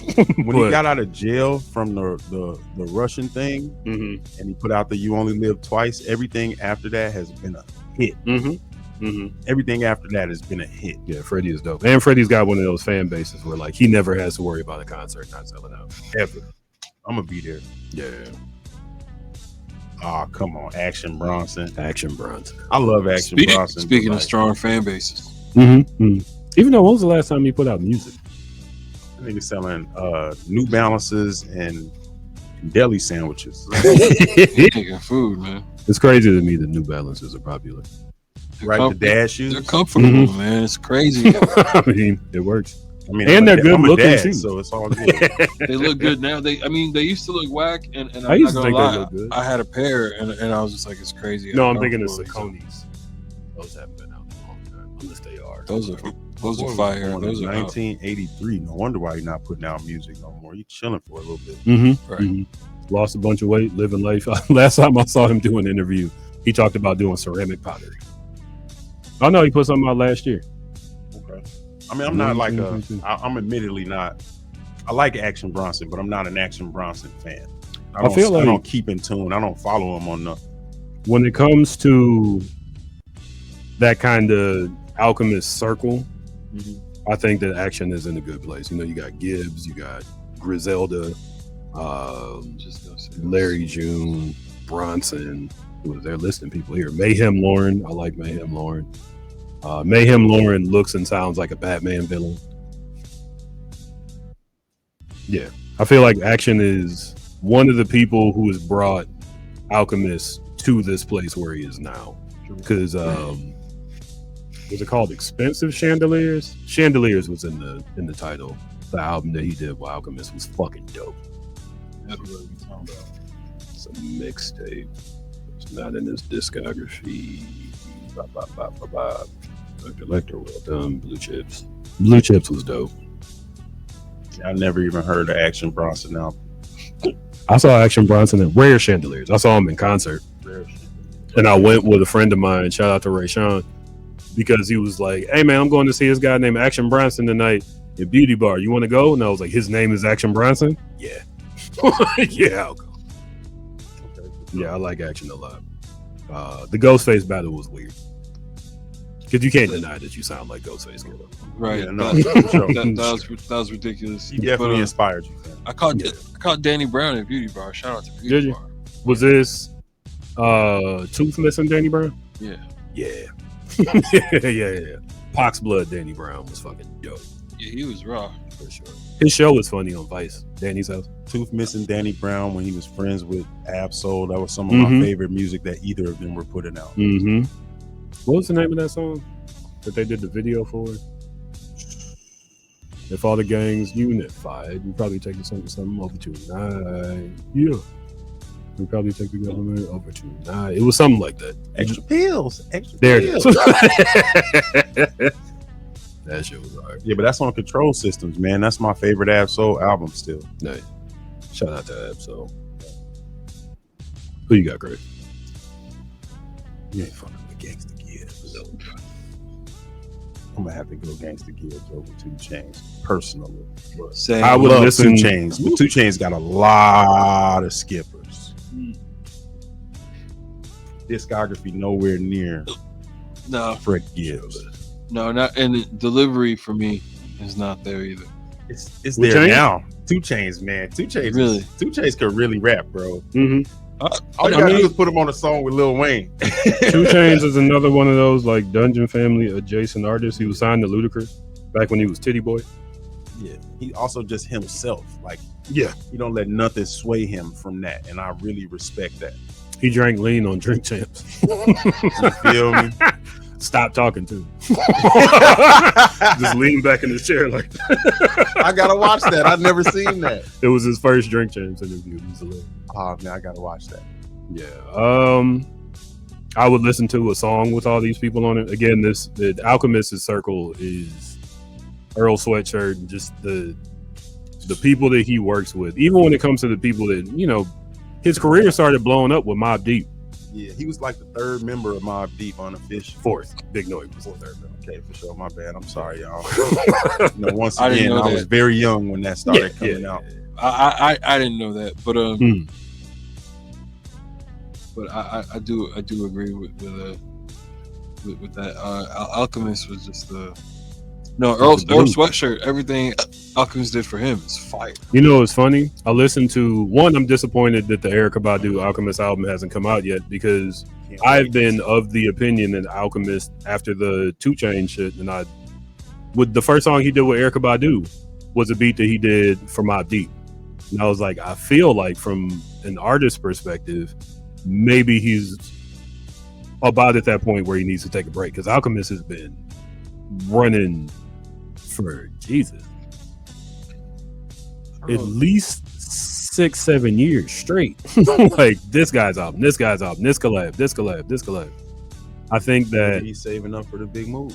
well, it could be, but what I heard him say, number one about Earl Sweatshirt, is that Earl inspires him more than he inspires Earl. He was like, a lot of the stuff that I make, Earl's the one that's like, you should do this. Another alien, Earl For Sweatshirt. sure. It's For like sure. unbelievable, dog. Yeah. I'm still listening to Chum. For sure. Yeah. But the album that he's doing with Erykah Badu is different because Erykah Badu, I've never been to an Erykah Badu show. I wish I had. I will go if I ever get the chance. Erykah Badu does a lot of live beat making on stage. And she'll just start humming shit and she'll look at the people behind her and be like, sing this. And make a whole song on stage the way that she did Tyrone. Erykah Badu has since gotten a few other producers on stage and they make beats together. She brought Alchemist into that. Yeah. So the next phase of Alchemist is going to be influenced by Erykah Badu. I bet. I keep joking, and I hope he wears knit pants. Knit I hope he gets the yeah. Start reading up on some heritage or something. You hear him? But I really look forward to seeing what that does to his sound. He said in the interview, this is from the Drink Champs interview, which was funny because Erykah Badu got mad every time she had to do a shot after like 5 shots. Like Nori would be like, let's do a shot to that, and Erykah would be like, why? Alchemist said he had never worked live like that. And again, as an artist, when you are forced to do something outside of your depth, that's growth. That's where growth comes from. You're only held back by the things that you avoid doing. So got to get out your comfort zone. So whatever he makes after this is going to be, I expect, some of the best Alchemist music we have ever heard. Do Alfredo 3. Call it something else. But it's Al and Fred. They can come up with something better.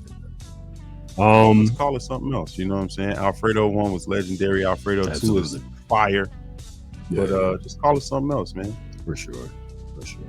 You know, another thing I'll say before I vote, I was really disappointed that him and Benny the Butcher didn't make more music together. Oh yeah, but you know how shit go, man. Yeah. Benny talked about it on My Expert Opinion, and it's funny because, you know, Benny could have taken the rapper stance and be like, man, fuck that nigga. But what he said was, I was kind of hurt when he dissed me because I was really looking forward to working with him. I like his music a lot. I thought we was gonna make some dope shit. And he started dissing me on Twitter. Crazy. I thought that made me respect Benny a little bit more. Speaking of, did you ever get that $500? Oh yeah, man. Nah, we gotta stop bringing that up. He doesn't have a good sense of humor, fam, at all. He don't have a sense of humor about that. I can't wait to actually meet bro so he could see, like, you know, it's a real human being and it ain't no bullshit. I just had a lapse in judgment and I did some cloudy shit. I mean, everybody does some cloudy. The song was fire. I didn't even diss him in the song. I just rapped like Griselda them. Yeah, like that's all I did. Oh well, that's also a dope song. Very dope song. You don't know, I did they had the, you know, the quarantine mixtape scam. $500. You could be on the Benny the Butcher mixtape. This nigga, it wasn't posted on his page, none of that. You know, whatever company it was just gave these artists a check so that they could use their name or their likeness or whatever. And so after it came out and like nothing came of it, I made a song called Benny the Butcher Owes Me $500. But it was really just me rapping on the same type of beats that Griselda and them rap on. Yeah. You know what I'm saying? But with my flow. Yeah. Like I said, sometimes getting upset creates great art. Hey, and I didn't get that $500. I wasted that money on that mixtape. But that Benny the Butcher Owes Me $500 got me in the reader, got me all type of stuff, got me a lot of opportunities, fam. So you know what I'm saying? But that's what's up. At the same time, I still feel like it was like me right now at 36. Like I wouldn't do that. It feel nasty. It feel cloudy. You know what I'm saying? I feel like some stuff you got to do so that you can be like, oh, I shouldn't have done why did I do? Why did I wear that? You know what I'm saying? But you know, it's all good. I'm sure that you know, if I ever get to chop it up with him, I'm salty. He was here. My homies Panamera P open forum, Joel Q and Heavy Crowns open forum. And I couldn't pop out because, you know, I got the full-time gig or whatever. Niggas was tired, man. Tired. Like, you know, the shows was late. You know what I mean? Yeah. So, but yeah, I'm sure I'm gonna get to chop it up with him at some point, man. Because I'm a huge fan of those guys. I got a lot of respect for them, and I have people that I know that are connected to them. Actually, listen, man. The fact that rap got back to lyrics, Westside Gunn, Conway, and Benny are a big part of that. Westside Gunn is unbelievable. He's something else. He's another alien, and not like just for lyricism, but he's like Picasso and a rapper, and like really a drug dealer. Like I really do all of this shit, and it's me. And then not only that, when you listen to his story, all of the shit that he's doing with the merch and the art, he's been doing that since he was like a kid. Griselda by Fashion Rebels. The clothes actually came first. Yeah. Shout out to Wes. Also, he reminds me of change. Like, I can rap my ass off, but right now it's just, this is what I'm feeling more. One of my favorite songs from him, he rapped like 12 bars and then the nigga just tap danced for the rest of the song. I can't pronounce it. It's called like the Blowja or something. It's on And Then Pray for Me album. That's crazy. Stained Glass, him and Alchemist. Okay. That's my favorite West Side Gun song. And one of my favorite Alchemist beats. Hey, yo. Vulture. I give it to Freddie. Ready? I officially have the most books. There you go. Though I won't take anything away from Action. Action is dope. Or Chains, man. Yeah. Give Chains a chance, Crave. Give him a chance, bro. He's made some dope shit. Yeah, he has. He said, I hang with myself. My partner got locked up by bounty hunters. I tell a little bitch take a jet ski from Miami to Bahamas. There you go. There you go. Also, shout out to Atlanta. Current seat of hip hop. Y'all can have this last one, as long as it's Crave and not you. You at? I don't know. You gonna vote for me this? Well, no, I got 4. Oh, I ain't got none. But you at? No, I got 1. You had 3, and you had 3, 2. right? I got 2. No, you had 2 last round, and you got 1 now, right? Okay, yeah. 1, 3. So I got 4. Y'all at 3. Okay. All right, man. It gotta be me. If somebody gonna win, I gotta go after this. We got Ross, West Side. It's man. I can't pick Ross over West Side Gun. Damn. Neither can I. I can't do it. I got a legend. But West Side Gun has been West Side Gun the whole time. All right, no, it's Missy It's Elliott, Missy. bro. It's Missy Elliott, bro. She don't even belong Rick next Ross, to these guys. West man. Side Gun, Missy Elliott. I remember saying I don't hear enough about women making beats, and I had no idea that Missy Elliott had been doing everything since Jodeci. Long career. Yeah, she's a legend. Lots of hits. You was talking crazy over there. Like my hand is trash. He say that Ace of Spade. There you That go. Ace of Spade for later. I see you. Missy Elliott keeps her shoes in a warehouse behind her house, full of shoes. That's some Jerry Seinfeld shit. It is right there. It really is. it's interesting. I didn't know that. And you know what? Like, I remember I auditioned to be on her show, and what was her show?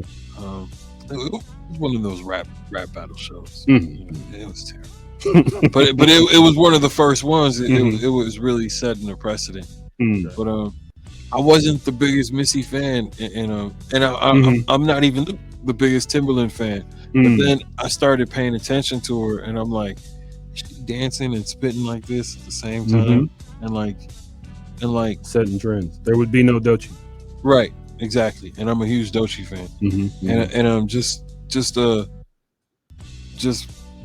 I had to start giving Missy her props for sure. But yeah, I actually West Side Gun ain't no punk, man. Got some crazy lyrics. Yeah, he does. Yeah, he does. And has been behind, like, his creative prowess is crazy. The amount of things that he is stretched out into. But yeah, Missy's it's gonna be hard to beat Missy. Everybody wasn't an overweight, dark-skinned woman talking about sex confidently in the late 90s. Super duper fly. Like, that was... People talk about how Biggie would talk about being fat and ugly as ever. However, Missy, on the opposite end, you know, it's no matter how you feel about male privilege, it was more acceptable for Biggie to be Biggie than Missy to be Missy, and Missy said, fuck it, I'm still Missy. Right. And I appreciate the shit out of it. Missy Elliott. I didn't appreciate it at first, and I've come to adore it. You know, I didn't like I Can't Stand the Rain the first time I heard it, but the second time I was like, no, this shit is dope. The first time I heard it, I saw the video. Y'all remember The Box? So I used to watch The Box like religiously. So I didn't have cable. That's where I got like my music taste from, of like all these different genres, you know. But I remember seeing like the glasses with the trash bags, and I was like, what is this? Exactly. I was in from like, I don't even know if the volume was on when I saw it the first time. I'm like, what is this? Yeah, you know what I'm saying? Yeah. So took Missy Elliott and Busta Rhymes are. Busta Rhymes specifically is the reason why I currently have 46 music videos. Like, I wanted to make videos because of him, but Missy Elliott also took it to another level for me. For sure. Busta and the Fish Islands back in the day. visually. Yeah, I just saw this Facebook post saying that what's that song he has with the psycho sample? Give me some more. Give me some more. Like that's actually more of a Halloween song than Thriller in some ways. And he's like, Psycho came out on Christmas. I mean on Halloween. Nice. And it's a whole generation was afraid to take a shot. Right. It's a Halloween. It's a scary Halloween movie, and he was like, in the video, Buster's dressing up in all these wild costumes, and he's like little monster. He's like, this is the perfect Halloween song for sure. Buster's videos are art masterpieces. Oh, for sure. They were. I have talked about Buster on this show, and not the highest light, because I was like, Busta Rhymes doesn't, like West Side Gun, he doesn't always rap as well as he can rap. Not always necessary, though. Yeah. Right, it helped him. I mean, some sauce on it. For sure. Wow, Dungeon Dragon. It was like, to me, like sometimes I listen to that and I'm like, this is nonsense. But then there's some stuff. It was a leader to the new school freestyling though too. Right, he was freestyling, but at the same time, I was like, but it was just brilliant. Just say the craziest thing that came to your head. Like, stop worrying about rhyming and making sense. And it was like, and it's a classic. Yeah. And it was like everybody's gonna stop what they're doing and rap along with it. It was just like, only a few people recently have been like analyzing the lyrics, which is a great thing. Like it's gotten so big, people stop to be like, okay, what is he saying? And then like go back and ask him like, what are you talking about? He's like, I don't know. Like, yeah.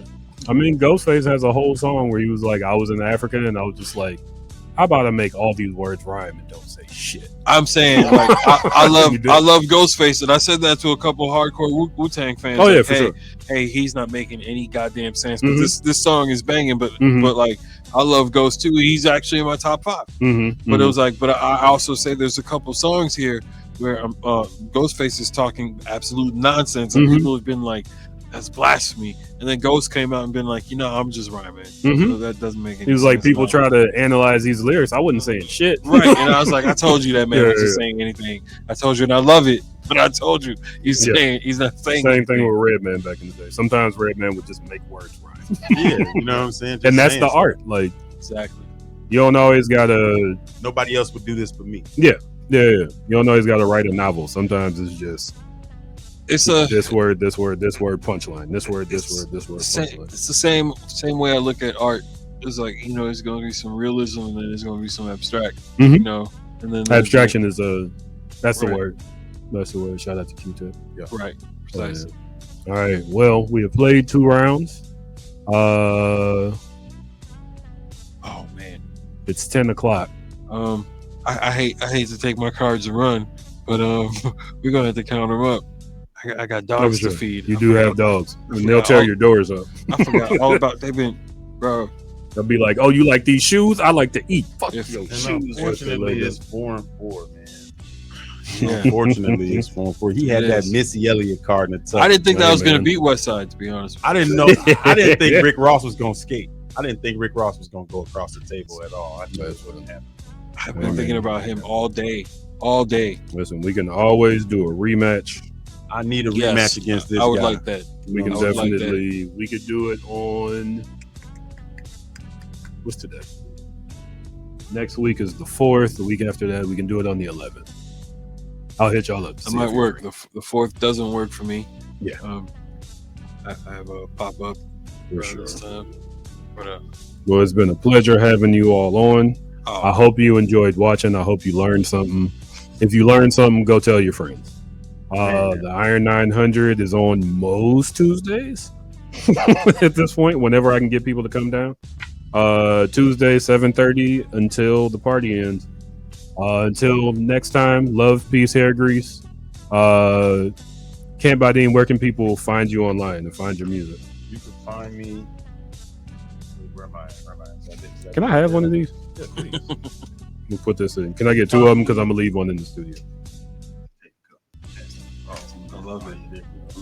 You can find me everywhere at CANTBUYDEEM, or you could just go to moneycan't.com. Like, money can't buy you love, respect, real friends, style. You know what I'm saying? Stop buying the fit off the mannequin, please.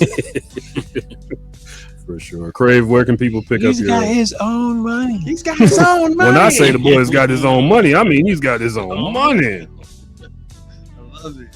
For sure. I'm I am gonna keep my knees in my wallet.